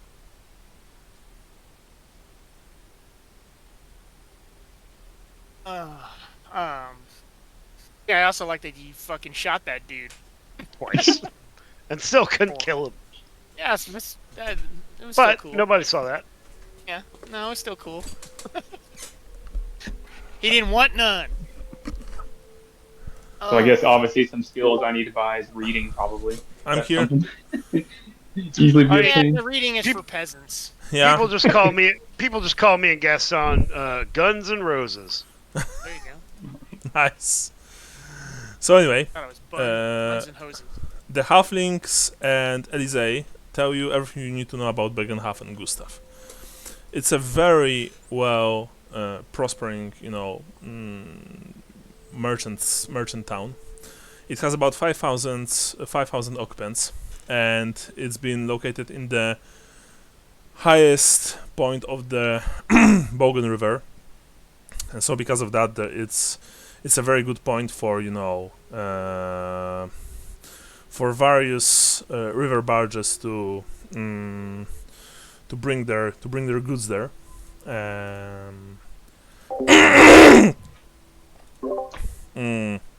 Other than that, the trade routes coming from Bögenhafen connected to Audorf, Marienburg, and None. And in this, these are the directions in which the transports, mostly of wine and wool, but also of silver, gold, and other metals, taken from the mountains, make their way. And the Bögenhafen is really governed by the merchant elite, mostly guild and the most important, merchant houses. During the many generations, the biggest influence went to four families: Hagen, Ruckbroder, Steinheger, and Teugen. And the heads of those houses, they controlled the city council. They've made sure that politics and business in Bögenhafen, of course, that they would work according to the merchant's will. That said, you were told, Gustav, that 14 years ago something happened in Bögenhafen when Johann Teugen took over family business. Before that, like maybe 20 years were very hard for the family, but Johann turned this long stretch of failure into success in less than 2 years. And of course, people started talking. There were talks that Johann, is a sorcerer, that he's in league with ruinous powers, stuff like that. And naturally, you are from Marienburg, so you'd know that talks like that are often spoken by, by the competition. Haters. Perhaps this time there was something about them, because no one ever knew how Johann Teugen died, or who actually discovered what the Teugen family was really up to, but the witch hunters were involved. All of the assets of the Teugen family were seized by the Empire, and every single member of this family was removed from the city in chains, and they were never seen again. So perhaps there is some truth to what you've heard, that the Teugens were cursed, that they were perhaps in league with the forces from the north. And this, of course, actually changed the entire political balance in Bögenhafen. The Teugen family, they've lost their place in the city council, and despite very very, very, very serious infighting, it's still vacant to this day. Because they were the most powerful family of them all. Yeah. Sounds like back home. Pretty much. Although you probably never heard about a single large Marienburg family who was convicted not that part of serving the dark gods, right? And so most the political tug of war of merchant families is what I was talking about. Yeah. And the political infighting continues to this day. The power has been distributed between the Hagen, Ruckbrode, and Steinhager families, those three large families. They made sure that their influence over the town after the Teugens were gone would be much stronger.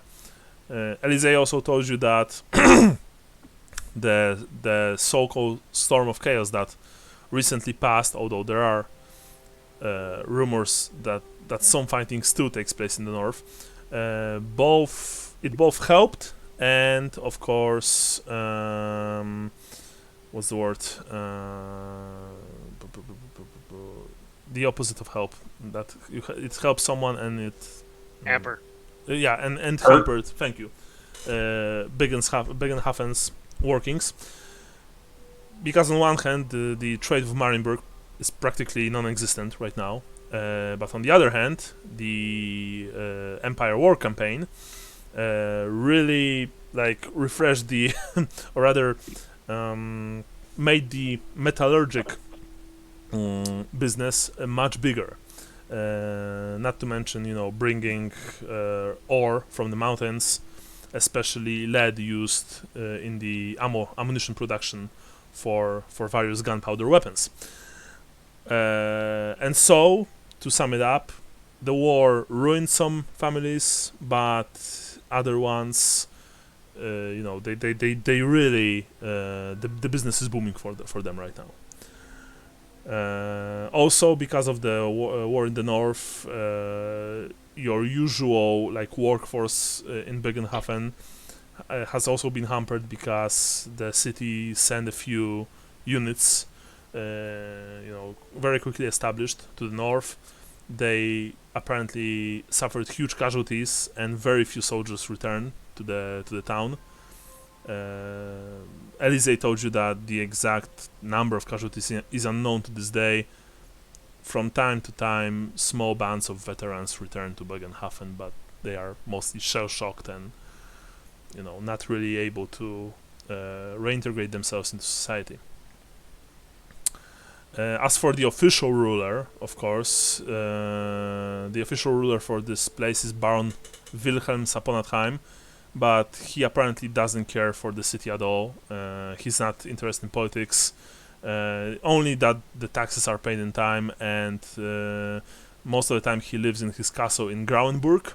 It is located 30 kilometers north of Bögenhafen, and he visits the town very, very rarely. However, he has a huge residence in it. From what you've heard from Elisee, town life is boring for the Baron. He much more prefers to spend his time hunting and having a good time. And I suggest that you write this down right now, because it can be important. This is how the ruling government works in Bögenhafen. The main body is the city council, and 15 people sit in the city council. And it is divided as follows. 5 places belongs to the Traders Guild. Merchants Guild, sorry. One of them is always taken by the guild leader. The other one is for the Magirius family member. The most important of the smaller merchant families in Bögenhafen, because remember, in Bögenhafen you have the 3 large merchant families, but there are also lots of other smaller merchant families. The 3 remaining places are taken by different guild officials. Other than that, 3 places belong to the 3 most powerful merchant families: Hagen, Rugbroder, and Steinhagel. 1 place is reserved for the official from the Church of Sigmar.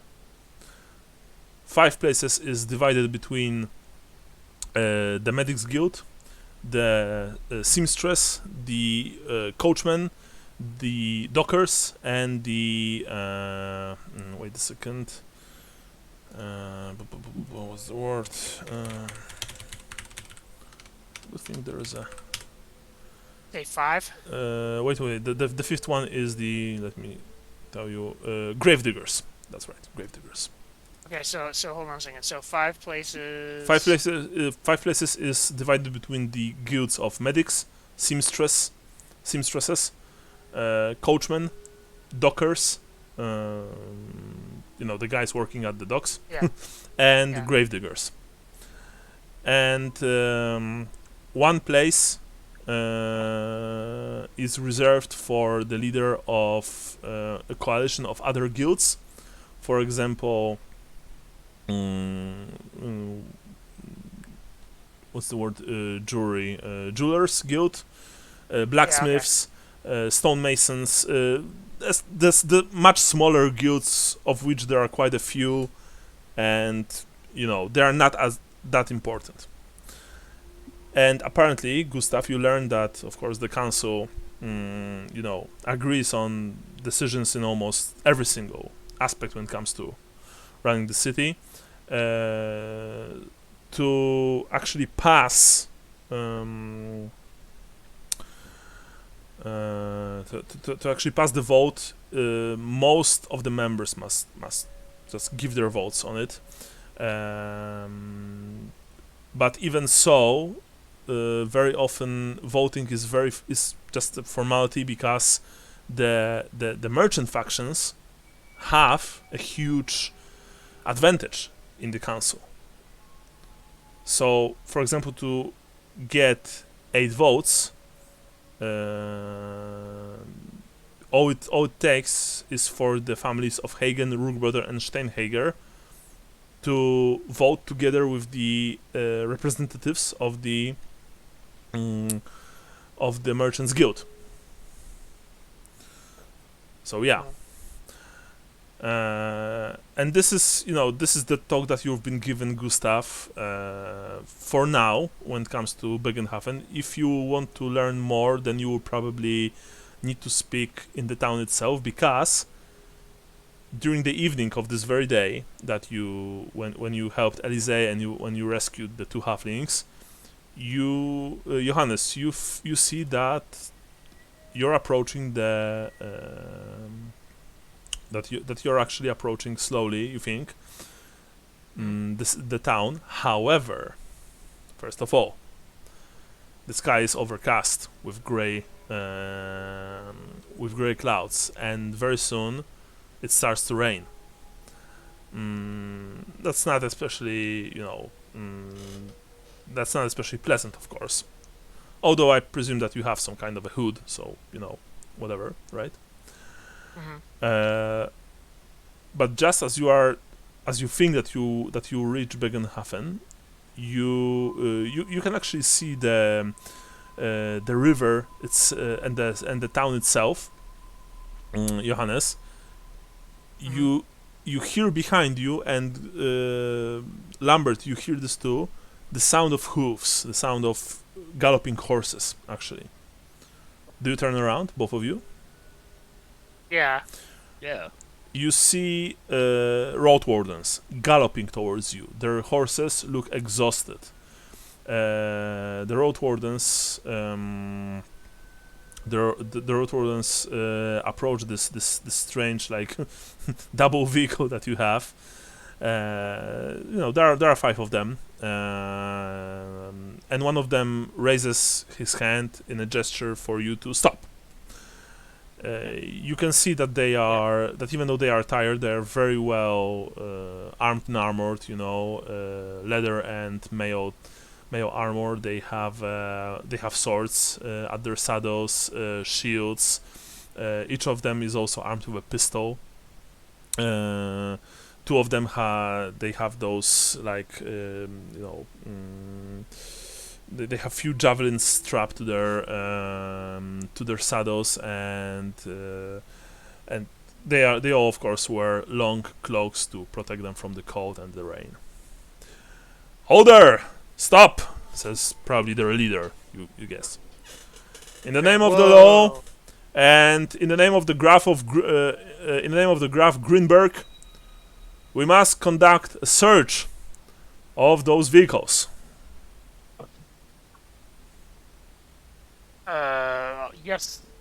Yes, my lord.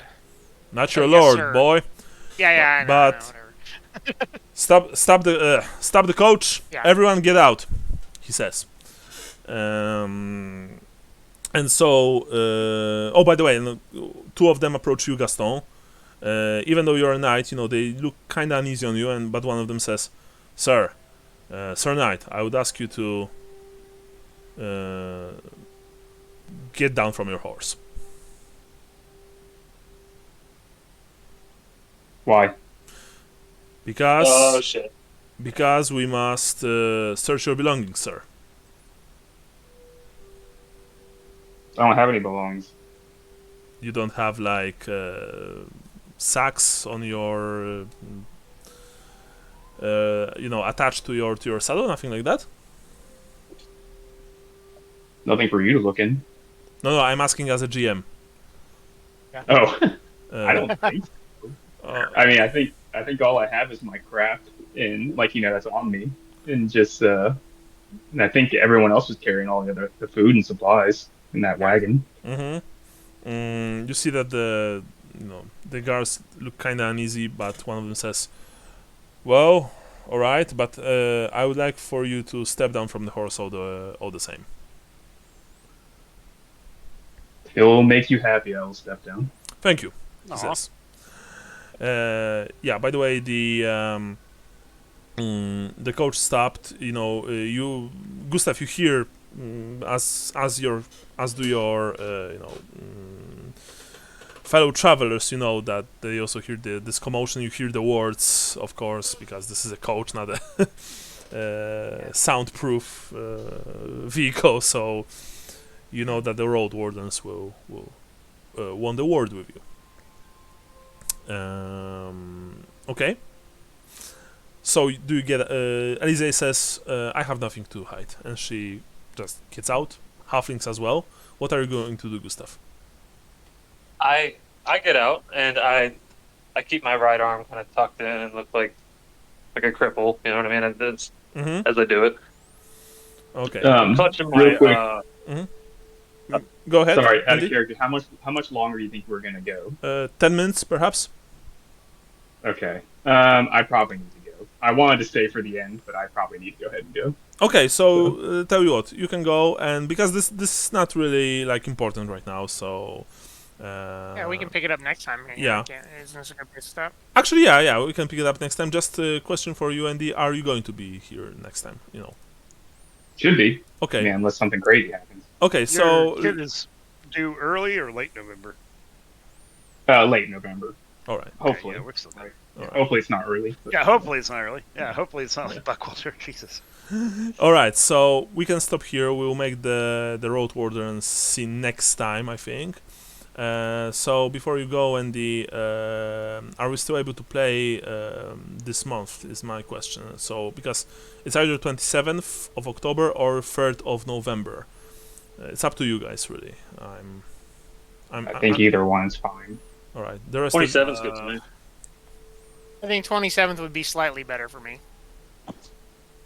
See, 27th would be the best for me. All right, awesome. So let's schedule to 27th.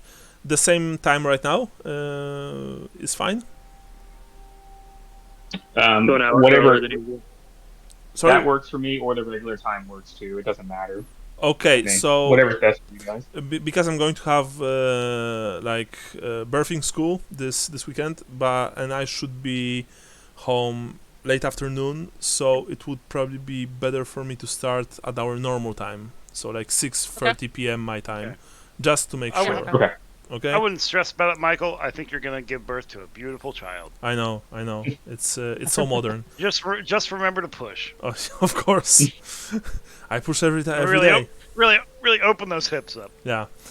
For all you ladies listening, I disavow any knowledge that he was going to say that. I also don't know any of these men, right? Okay, in that case, 60 points for everyone for the game, just for the game today. Okay. 10 points for everyone for the characters.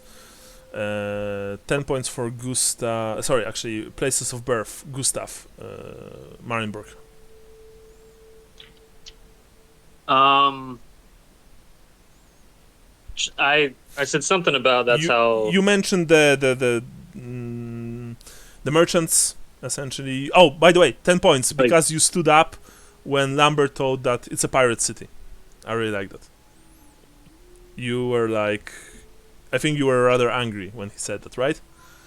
Yeah, because I didn't realize he was making a joke at first. Thought he was talking about Leidenhoven, but he's talking about Marienburg. So yeah, all right. So I mean, it's wasteland in general. So like 10 points. Johannes, what about you? Really. Your Rakeland stuff like that. Well, I mean, the only thing I did that could be considered maybe Reichlandy was I was talking about, all the trade that goes through Bögenhafen. Actually, I will give you 10 points. You know why? Because you really shown, I think, leadership skills today with the with organizing the whole thing, with saying that that you will take care for most of it, that you will organize the car, the horse, stuff like that. That you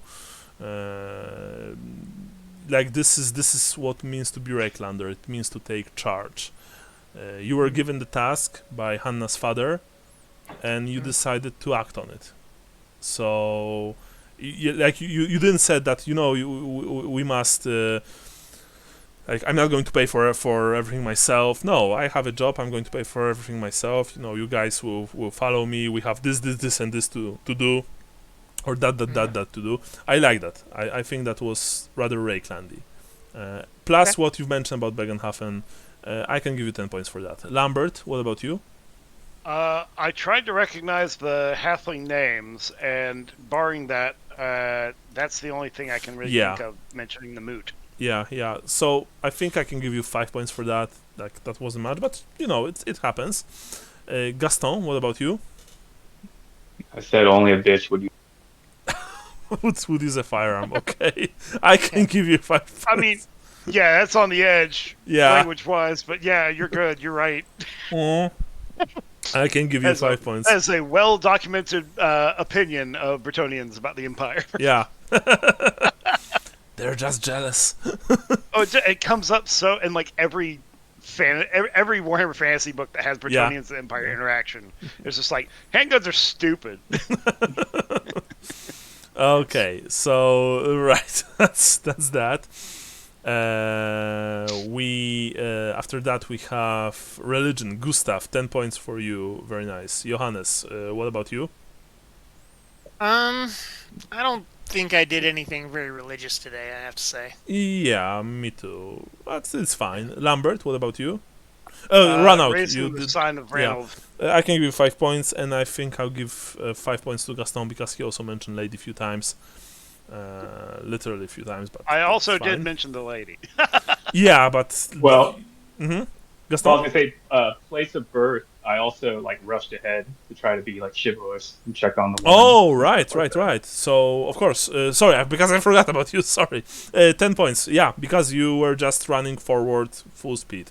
And you helped the woman, sure, chivalrous indeed, 10 points for you. For the lady, 5 points for you. Now, star sign, Gustav, what about you?